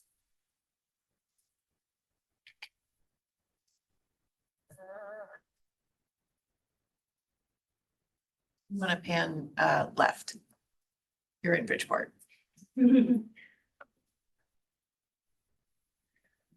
Thank you. All right. Any particular location that we'd like to zoom to? Maybe the peninsula. To the right. Yeah. Right where your mouse is to the left a bit. You can see it on that map. Yeah, I think you can see. You see that spot right by the beach? If you go. Yeah, right Yeah, here. right there. Yep. Yeah. So we'll work on perhaps creating the right base map, and we'll put that, we'll work on creating some notes in this viewer so that it points you to use which base map when you look at the shoreline changes. When you look at the flooding layers, that lighter, light gray canvas that we had works good. But when we look at the shoreline change layer, we'd have to use the imagery one. All right, so I'm gonna turn this off. And the last one that we would wanna look at is the flood mitigation opportunities one, but we don't want to get ahead of ourselves in this meeting now. But the potential initial list of flood mitigation sites that we will be here to get your initial input are also flagged in this viewer, and they are identified with these yellow polygons. And the initial coastal flood mitigation sites are identified with the red polygons here. And again, these are our initial sites, and we'll tell you how we've come up with that initial list with prioritization criteria, but they're also embedded in this far right there. All right, that was a lot, yes. You said there's a layer on here for culverts? Yes. And is there a layer on here for storm drainage also, or just the culverts? You have the that go storm over the drain roadways? layers that you have for the town on here. And So that brings me to, I gave. is there a relationship between this viewer and our town's GIS? Yes. It's now with your town GIS department. All of this data that we're showing, nothing of this lives on West End Sampson or Race's servers. This is all data that is on your GIS portal. We've been coordinating with your GIS manager. Thank you very much, Bill and Emmeline, for that connect. But we've shared all of this data. So the same GIS portal that the GIS viewer that the town has is hosted on, that is the same viewer. That same portal is where we're hosting the data. Could you just take a moment and zoom in on the culvert storm drains at Bennett Street? Is there an address you have on Bennett Street? The 81, I don't know. I don't know how they run. Yeah, 200. I don't know. 319. 319 Bennett?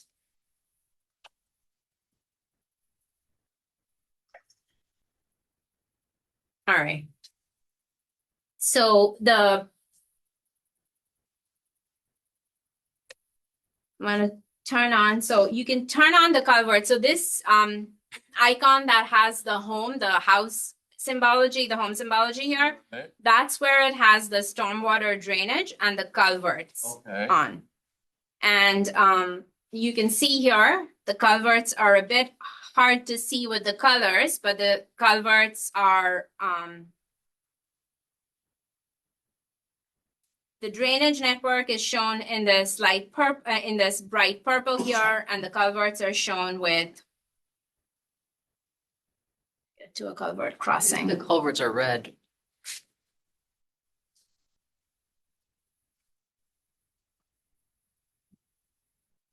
Red cross. Okay.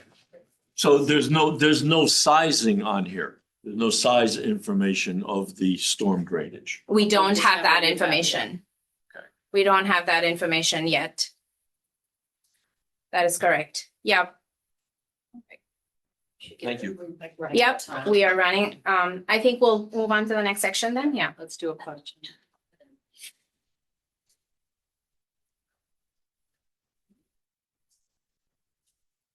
So we're now gonna retry Slido. So if you can pull out your phones again, and that same browser that you had, if you didn't close the browser, then Slido should still be active. So here, thank you, Lindsay. So we're now able to see the results of the poll that you had voted on. And I don't know if someone was not able to vote on, you could still go on and vote now and you can try. But this was the question that you had, that we asked how frequently in the last 2 years, that have you experienced coastal flooding in your neighborhood work or critical services? And we have 70%, over 70% saying never. So that is good news. Encouraging, and then some responses on 1 or 2 times, and then a few responses on at least 3 times. I'm not sure if everyone was able to vote. We see 25 people were able to vote on this. Next question. What is your biggest concern regarding future changes to our coastline? And this is type in. Open. This is an open question. So whatever responses come in, you're going to see your responses come up on the screen. They'll be anonymous, of course. BFE and DFE. So for folks who are wondering what that acronym is, BFE stands for Base Flood Elevation. DFE stands for Design Flood Elevation. Base Flood Elevation is a term that FEMA defines for the 100-year storm. Design Flood Elevation is something that a project could define from one location to another, and that could have freeboard, that could be the FEMA 100-year flood elevation coupled with freeboard, or it could be, the 500-year flood elevation. It could be the future 100-year flood elevation. So that's the definition of DFE. Thank you. Erosion and higher flood depths. Absolutely. Just to clarify, we do have another word cloud for stormwater and riverine. Yeah, So this is specifically for coastal coastline. flooding. Yeah. Good point. But Thank your you, Lindsay. concerns may have overlap. Yes. Yeah, because we weren't able to launch this earlier, so that's why we're sort of going back and catching your comments, please, on coastal flooding issues. Decreased access to beach area residences, erosion of our beaches, so erosion certainly comes up. Are evacuation routes getting impacted? Reef Road as the evacuation route for the town? This is great, thank you. Property. So it gets bigger if more than one person is saying it. It jumbles the words though if it's a sentence. Oh, no, it doesn't. It takes up the key phrases and keywords that you're typing in.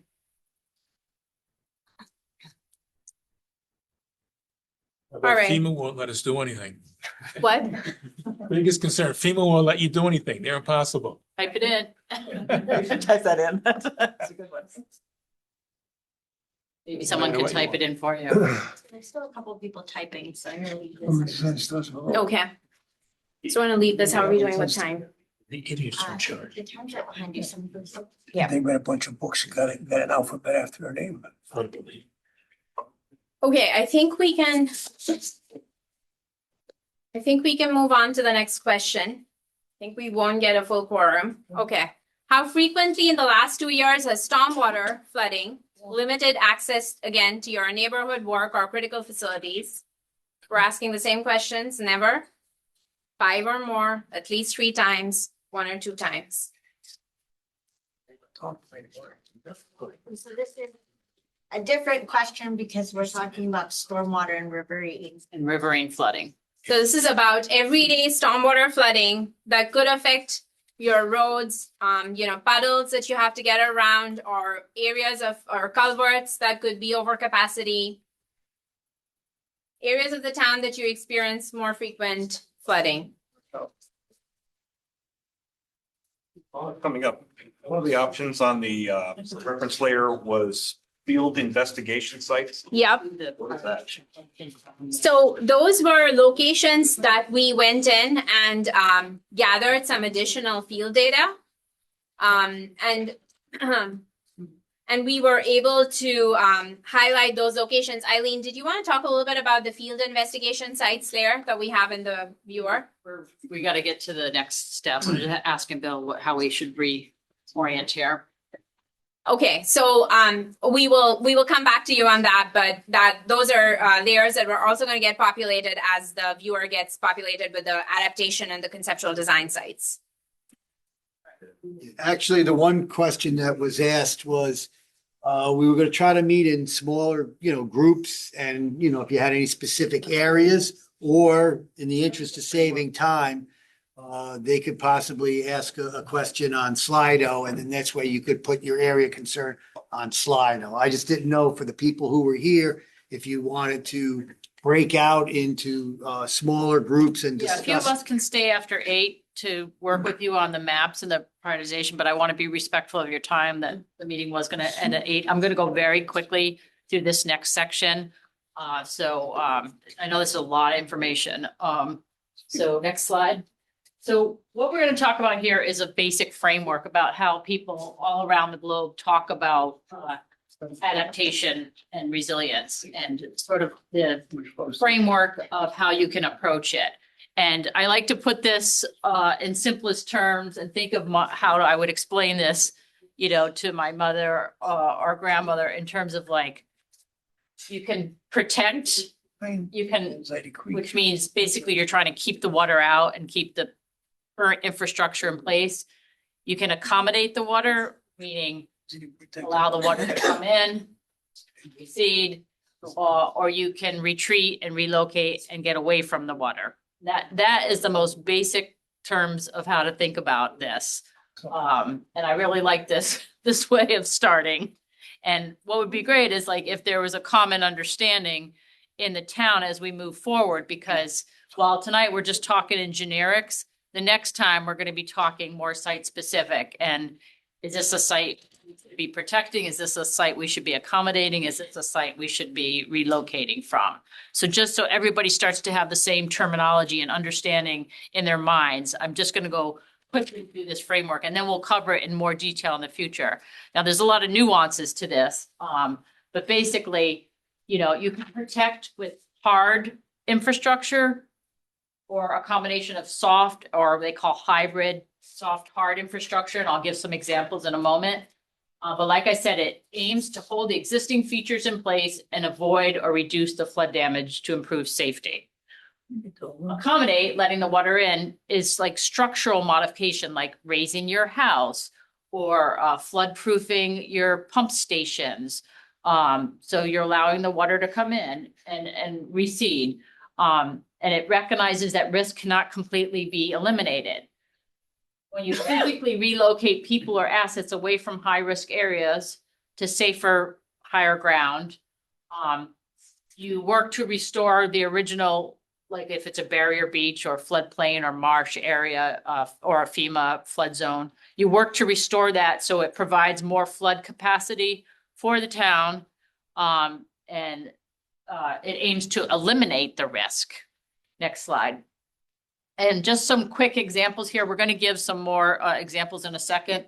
But so the hard is like the jetties, the seawalls, the bulkheads, the retaining walls, breakers. Soft is like sills to break the wave energy, beach nourishment, vegetated dunes, and sometimes those come with hard infrastructure with them, so they would be a hybrid.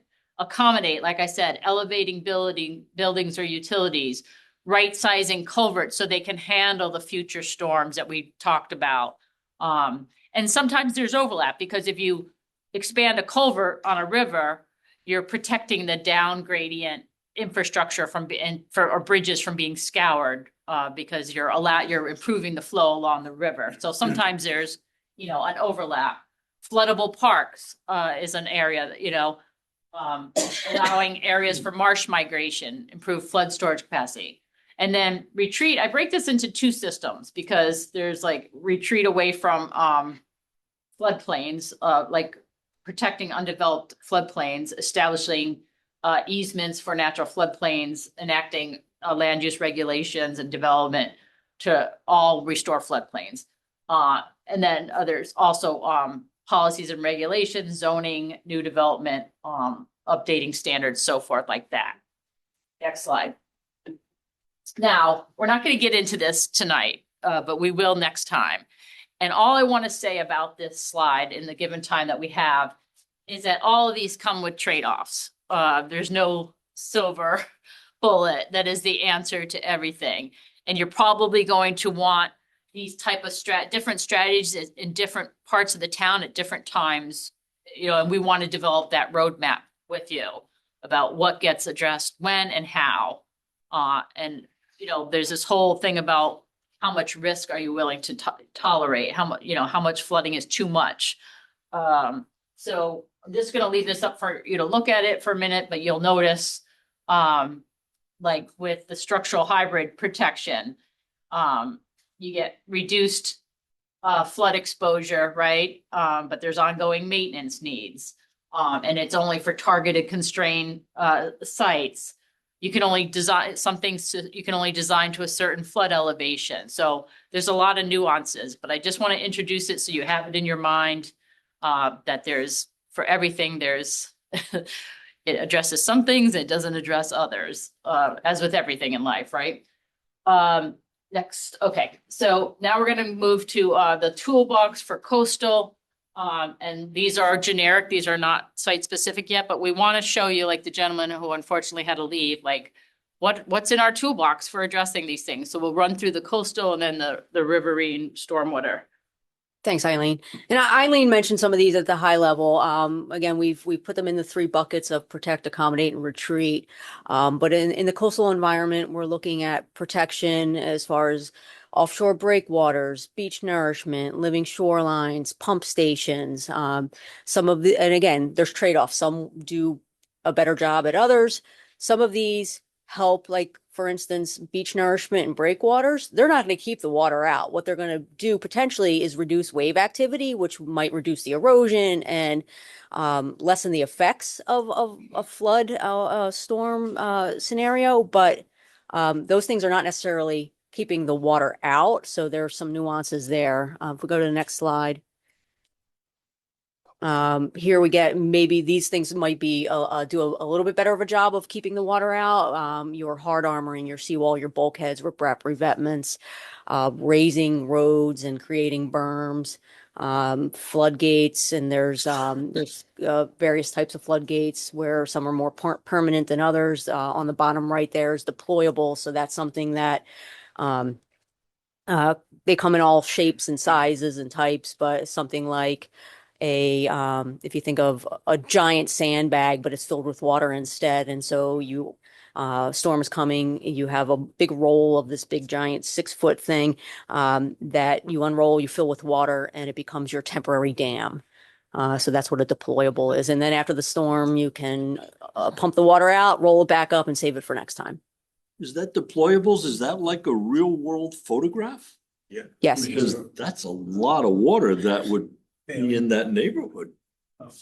Yes. But again, there's trade-offs. We're working on some projects considering the pros and cons of deployables, and there are in some cases more cons than pros, and a lot of manpower and prep time, you need to know that storm's coming, to get these things set up. But again, as we advance in the concept phase, and looking at site-specific things, we'll be evaluating these types of concepts at a very high level and what may work, what may not work, the cost, the permittability of some of these things, as you know, Dick. Seawalls are tough to permit these days. Accommodate, again, we have raising roads and berms in this, and again, perhaps accommodating is raising a road that gets you able to evacuate, but it may not keep all of that flood water out. So there's, again, how high can we, theoretically raise a road before we start impacting the neighborhood and people getting into their driveways and their garages and things like that. Raised structures is probably the most common thing. FEMA promotes it, elevating the structures in the coastal environment.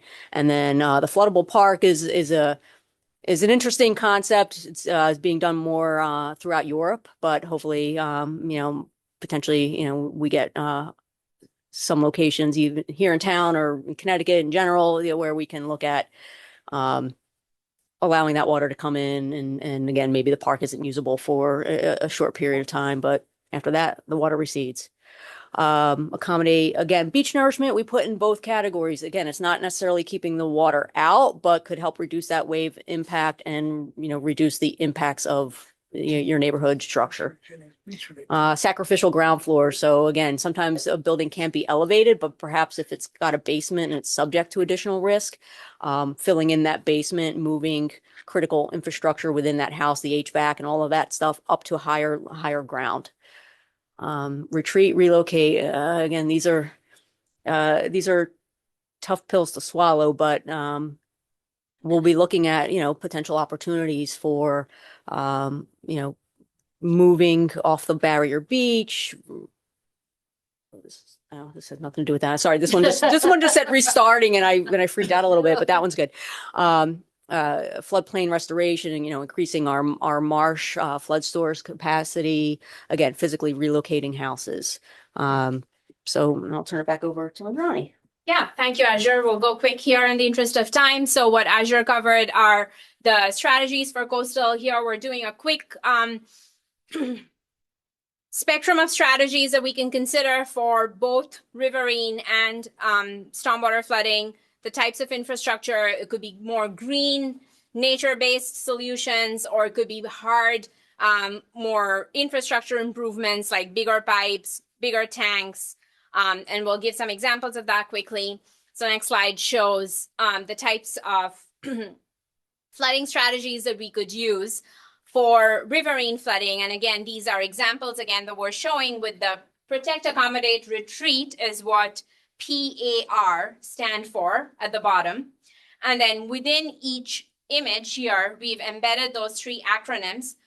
Again, there are no watertight compartments in what is a protect versus what is an accommodate, but what we're showing here are possible opportunities for stream restoration, which implies that you would have to learn to live with water in certain areas, but also keep the water out in certain areas that have critical infrastructure. Similarly, floodplain restoration, a combination of accommodate, retreat, and protect. Revegetation, reforestation in areas where there is depleting vegetation, that is a strategy of accommodate and protect. And then culvert upsizing. But again, those opportunities would have to be assessed, as Azure mentioned, with the trade-offs. With culvert upsizing come downstream benefit, downstream flooding, inadvertent downstream flooding that would have to be also evaluated. And then this last slide here shows the opportunities for stormwater flooding that are available. And again, the top one essentially are most of the information that we're showing here is related to more nature-based solutions. Those are the types of solutions where a lot of funding now is available through Connecticut Deep. And that was our intent to show and evaluate those potential opportunities first. So those could be permeable pavers, rain gardens, bioswales, bioretention basins, opportunities to develop constructed wetlands, potential for green roofs and some of the flat roof buildings perhaps, and rain gardens. And again, all of these opportunities also have co-benefits in terms of water quality improvements and have co-benefits related to urban heat island reduction or overall aesthetics and placemaking improve with green infrastructure. And then we have our next question, where we are asking again to pull out your phones. And the question is, would you prefer to see a focus on protect, accommodate, or retreat? And we're giving you these three options to vote on. Are multiple choices acceptable or just one? You can pick one. So you pick your top choice and we shall see. Very, very reasonable choices. Accommodate. Yeah, living with water. I want to know who's saying retreat, relocate.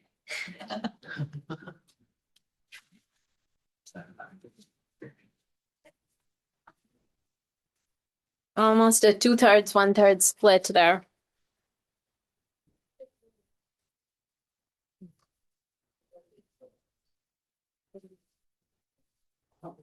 Activity. We might launch the question. All right, so 60% of you responded to accommodate. And then we have few that talked about protect and 27% on retreat or relocate.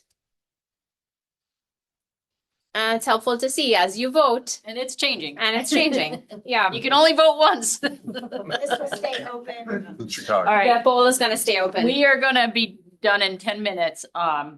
We are past the seventh inning stretch here.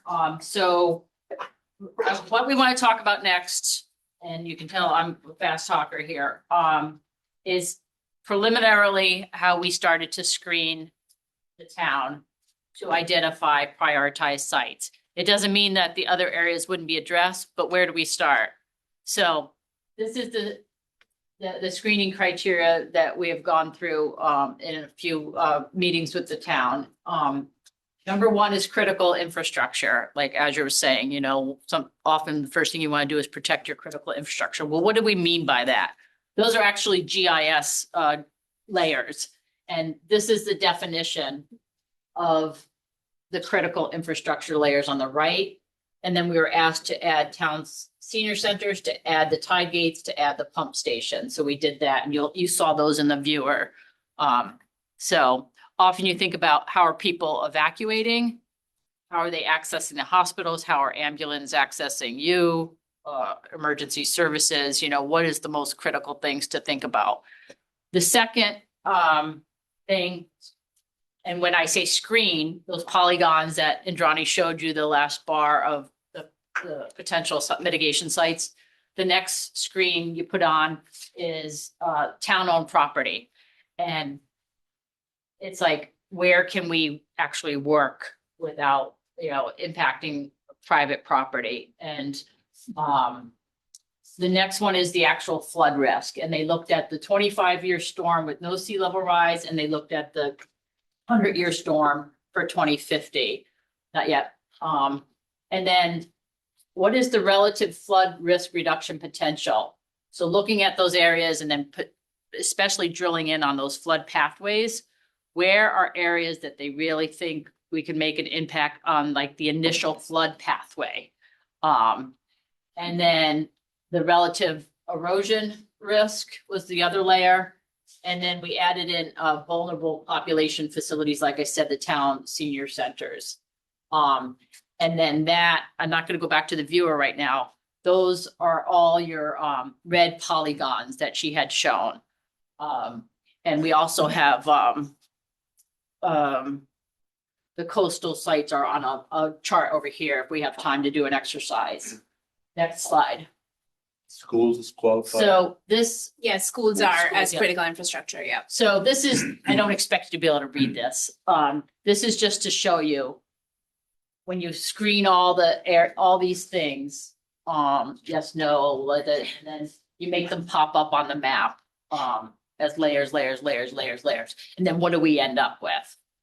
And that is how we are currently looking at how to identify priority sites. And this next slide. So these are the red polygons. these are the 27 sites that show up with those criteria. Any questions on that? Yes.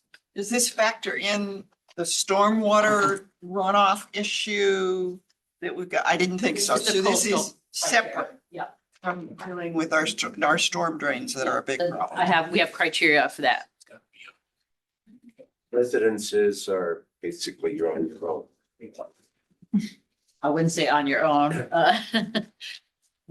This is like, how do you start, you know, where do you start? Can't find it. Next slide. The text say how to help me. Okay, so this is the same for the inland that you were just, I could say inland, it's riverine and stormwater. It's not just, you know, so the same critical infrastructure that I showed you in the previous slide. And then we screened town-owned property 1,000 feet or greater because we wanted to look for large areas to capture the water, the largest possible parcels. Doesn't mean we can't drill down and do smaller parcels, but this is a initial screening.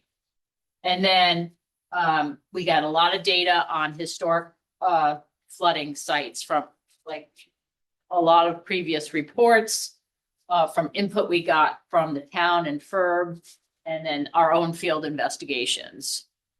And then the flooding was the 10-year storm event, and then this FEMA X zone. And then we screened out FEMA VE zones because where there is coastal flooding projected on top of these sites, it doesn't make sense to put green infrastructure there. It won't work. It has to be another solution there. So those sites often get shifted over to the coastal side of things. And then the blue spot analysis was the other layer of that. So that ended up, next slide, being these yellow polygons. And that ended up being 23 locations on the viewer. And I'm just telling you what pink layer I'm showing here on this capture. That's the 8.3 inches of rainfall, present day 100-year flood is what I'm showing. And you can see the blue spots, an idea of the riverine flooding, and then the yellow polygons, which are really all over town. But you see, we kind of stop here because this becomes more coastal flooding, that it doesn't make sense to start putting green infrastructure there.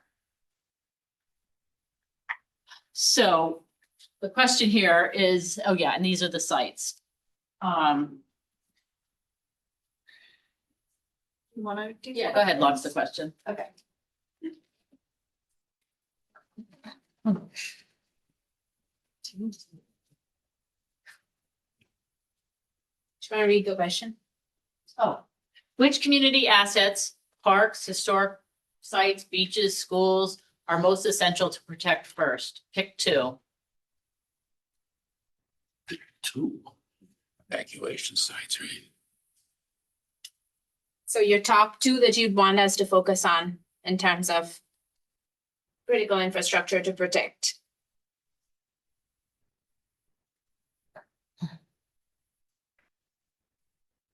So this is townwide, not inland coastal. Correct, townwide. 3 responses thus far. Strong agreement on evacuation routes. Can't answer 5 times. This is just trying to help us with priorities. Obviously, all of them are important on there, but you have to, like you said, start somewhere.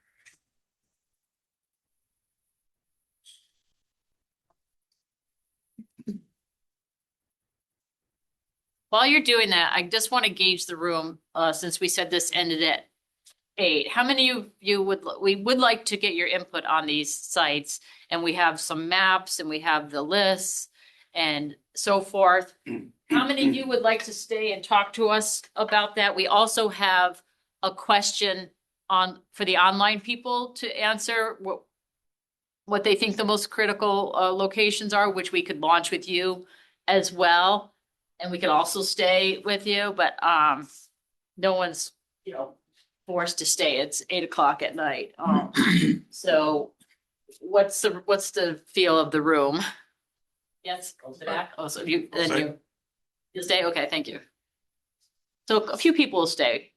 So we'll launch that poll, and then we'll stay and get the information. But I have a feeling that we're gonna have to find another way to continue to get information on this, because this is too rushed. It's coming left and right. And it's a lot of information. Sorry, we're just pulling up the one that matches the activity, Oh, so this question is just for online participants. Just getting to the right spot. Well, we could. And we could send these questions, Bill and Emmeline, we could send these questions out as well, and within that 2-week response period that you mentioned, we could have the poll be active, and that would give additional folks and even folks here, additional opportunities to respond. The people that are home can actually look at the flood viewer and the policy. So what's on the screen now is a type in response for people who joined online, but if you are in the room, we will do the activity at the board. No, some people want to leave, so everybody's gonna answer this. Oh, okay. We just asked, like, some people will stay, but some people want to get going. Got it. So we might as well everybody can answer here, and then you can stay and we can get some more discussion. Are we supposed to be able to see the red polygons? You're gonna have to go to this website, but recommended on the computer. Yeah, what are your thoughts? So maybe should we share the viewer again? Yeah, we can. We can, Indira, they are labeled on this map. We can post the Slido as an online survey, right? That's right, we can. Yeah, so let's do it that way. Okay. Yeah. Okay. So people can take their time, and investigate a little bit more rather than. Maybe get more people too. Yes, yeah. Yeah, and spend some time with the viewer, and so I do want to ask those other questions though. So let's skip the priority right now, spend some time with the viewer and soak in the information, think about things. But we do want to ask some more like policy level and sort of call to action to understand both your risk perception and how you think the community should act. So recognizing that grant funding cannot support all the adaptation actions that may be needed to become a more resilient community. How willing are you to financially support local infrastructure improvements to manage flood risks? So it's a tough question because we're not going to solve our way through grants. Grants are limited, very competitive. Very competitive with limited federal funding to support those state grants. So we're asking, how amenable are you to financially support local infrastructure Are improvements? you asking me to write a check, or do you want the town of Fairfield to write a check? Since you're writing the check, one way or the other. Fairfield writes the check, so do we. Think of it as your tax. Okay, as long as. Don, you write the check, we'll put a plaque on it. I'm not that senile. Can I unmute somebody who has a question? Sure. Go ahead, Kathy. Hi, yeah, so I hear a lot about stuff we can do to protect. Is that protecting the status quo? Because I'm in the zoning commission. We're approving pretty much everything that comes our way south of the post road. So my concern is, are we protecting the future development or just what we have right now? I think it's a question back to the town and to you all. Whether you would want the town to consider new zoning standards, new development standards that factor in future flood risks. And that was something that we did include in our toolbox of strategies of more forward-looking stormwater bylaws, regulations, coastal zoning strategies, perhaps. Again, understanding that we will not be able to build ourselves out of this 100-year or more of these very extreme events, but perhaps some of the more frequently occurring smaller events of the future. Do you have sample, you said you have a toolbox, is that available on your website? And do you have sample like regulations that could help with this? I'm talking about like you wanted I guess, open space around inundation areas or to create natural floodplain? Or do you have sample things that we could be working from? We do. We actually, so, and that's beyond just even the project team. There are lots of best management and practices that are out there. A lot of work that has been done by Nature Conservancy, the trustees, a lot of work that has been done by neighboring states and communities with more stringent development standards being recommended for new development and redevelopment in cities of Cambridge, Boston. Boston actually has new floodplain overlay standards. There are some communities in Connecticut that are evaluating that as well. So, yeah, we do have some examples. Where can we find them? Share some links, Bill and Emmeline, with those as a response or a follow-up. How? Well, this meeting's being recorded, so you had shown a couple of slides that showed those examples or photos of some of the countermeasures or Right. you know. But as far as anything else new, we could possibly put it together and put it on or make it available. Perhaps create a link that people could go to for this or additional information. Yeah. Okay. Yeah, if somebody else has already done it, is there a link to those resources? That's all I'm thinking of, just to help educate ourselves. We can look into that. Launch the next I question. appreciate that. That's great. Thank you. Okay. This is my favorite question. Are you more concerned about the cost of action or the cost of inaction?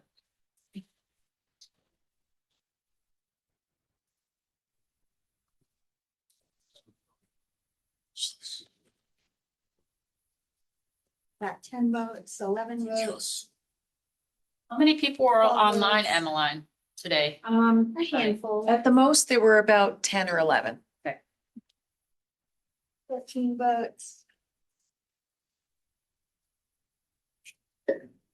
I think this is where the benefit cost analysis piece comes in. So for every dollar that you spend on doing a flood mitigation project, what is your return on investment? If that's $8, that is an eightfold savings that you're doing. And that's, those are some of the things that we will be looking at in the adaptations, in the sites and the concepts that we will be developing. But as those designs get advanced, doing a robust benefit cost analysis shows the stark effect of the cost of no action. So thank you for those responses. Next question. How soon do you believe the community needs to take action to become more resilient to stormwater and coastal hazards? And the answers are in the next 2 years, 5 years, or we shouldn't take any action, next 10 years or next 20 years.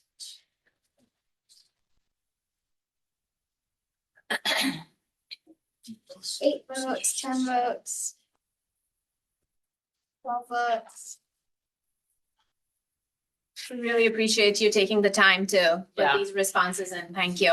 This is a very, I love this tool. It's good to know like how people's, are thinking about this. And it's hard sometimes in a meeting for everybody to speak and give their opinion, but this is a really quick pulse to help understand where the community is at. All the screens that we've seen tonight available on Slido. We're gonna put the PowerPoint on the town website probably tomorrow or the next day. And then we'll put the results of the polls up in a different, like, adjacent to it or something, like the report. Is that what you mean? We could also, Eileen, put the Slido results, embed the Slido results as next to where the Slido questions were asked. Yeah. She's my supervisor. Aren't you going to, You can't vote. We can leave the Slido on. We can leave the Slido on it. Can people vote? Yeah, we can leave the Slido on for additional voting. Yep. Within a certain time period, I guess. Okay, so let's wrap this up. Can we just go to the next, so next steps? So we need to work on, was there any comments on the criteria? Any suggestions? We had a lot of layers there. I mean, there's so much stuff, you can't digest it. Yeah. You have, I have to go to my cave and think about it for more than 5 minutes. That's exactly what I'm thinking. Shells. Yeah. I just need time. All right, so the next thing is for us to work on the prioritization areas. And then in our scope is this thing called, it's the hazardous analysis, but it's basically sort of an economic analysis of what happens if you do nothing, like what's the level of damage. And there's actually a new version of that that's going to be very powerful and helpful for helping the town get future grants. We'll talk to the town and FERB about that. And then another community meeting after we start like saying what's possible at these sites. And then start to develop the coastal site concepts and level of mitigation strategies. For the inland, our deliverable to you is sort of the toolbox of what could be done at the prioritized sites and how to advance those. And then we provide a draft plan with the roadmap for implementation, get input, and then we have a final plan and a project website where everything lives. So thank you for your time and your attention and bearing with us for going over time. Eileen, Find out just, when the next meeting is. It'll be on the town website and how does the town typically advertise meetings? Just on the web. On our newsletter. yeah. We send it out in the town. Oh, yeah, and you have the emails now. All the neighborhood association newsletters. We would definitely, and it was on the town It was on website. Christine. It's on Christine's newsletter.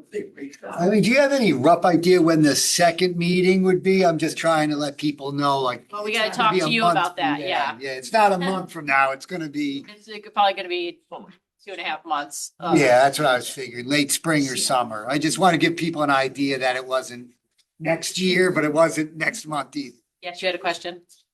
Is the intention to have townspeople take this poll, this survey? Yeah, it Like could be. tonight, you got 15 people in this room, not counting the town employees and you Yeah. all.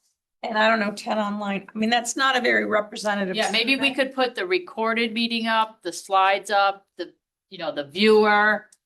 And then people could spend time with it, and then there could be a survey, that people could take.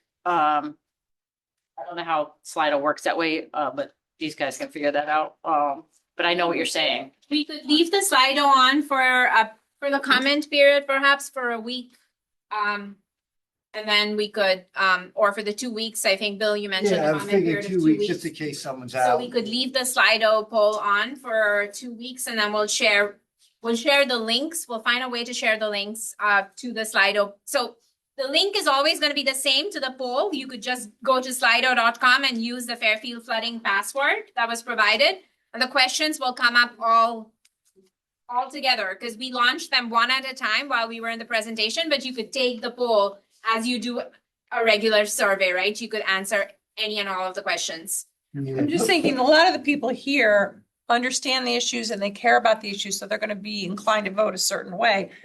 There's 40,000 voters in Fairfield. And if we proceed without getting more public data, public input at this point, we experience backlash. This is the town plan is done. Create solutions. So I That think will it's a dictate. lot better to try and get.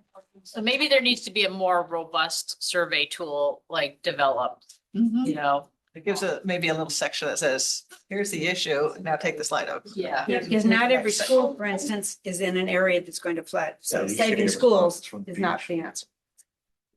Right? I think giving people time to watch this and familiarize themselves with the viewer. And then maybe we can talk to the town about developing a more comprehensive survey tool. Yeah, and the Slido tool, like the way that we use it in the presentation, we turn on the feature where you can see the responses because it helps us react to whether we're gathering enough responses, if anyone wants to comment on those responses in the room here, but we can turn that feature off when it's in a survey that it goes around to the town. So you're not influenced by, like groupthink, 100% of people said this, then I'm going to answer that way too. I don't think So it anybody would here be was more like a survey. groupthink.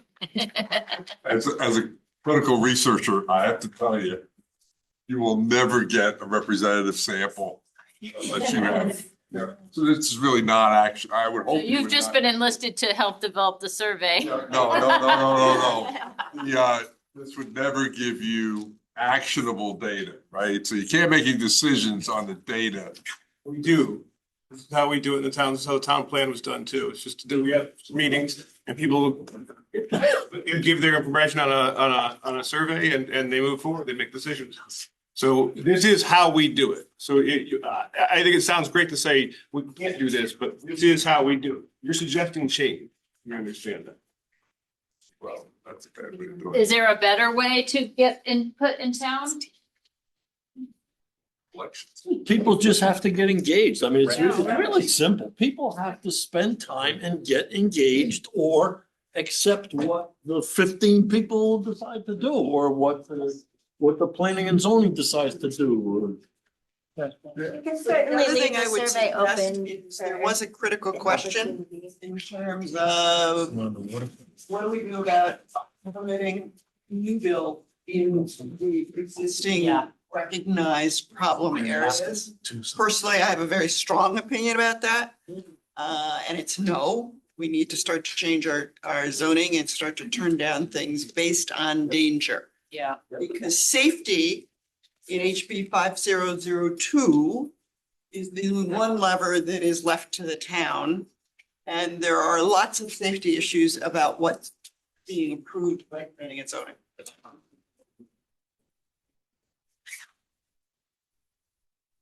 Well, thank you all. I appreciate your time and coming out and listening to all this tech stuff. There's a very, I don't know if you all know that movie Groundhog Day. Bill Murray, my favorite line is, did you want to talk about the weather or were you just making idle chit chat? And it's like, did you want to talk about climate change? And when I'm watching Andrani speak or Jacob, it's like that groundhog. To your Thank you for point, doing all this. this is, and I'm an engineer and I know how much work this is. There's an unbelievable amount of work on what.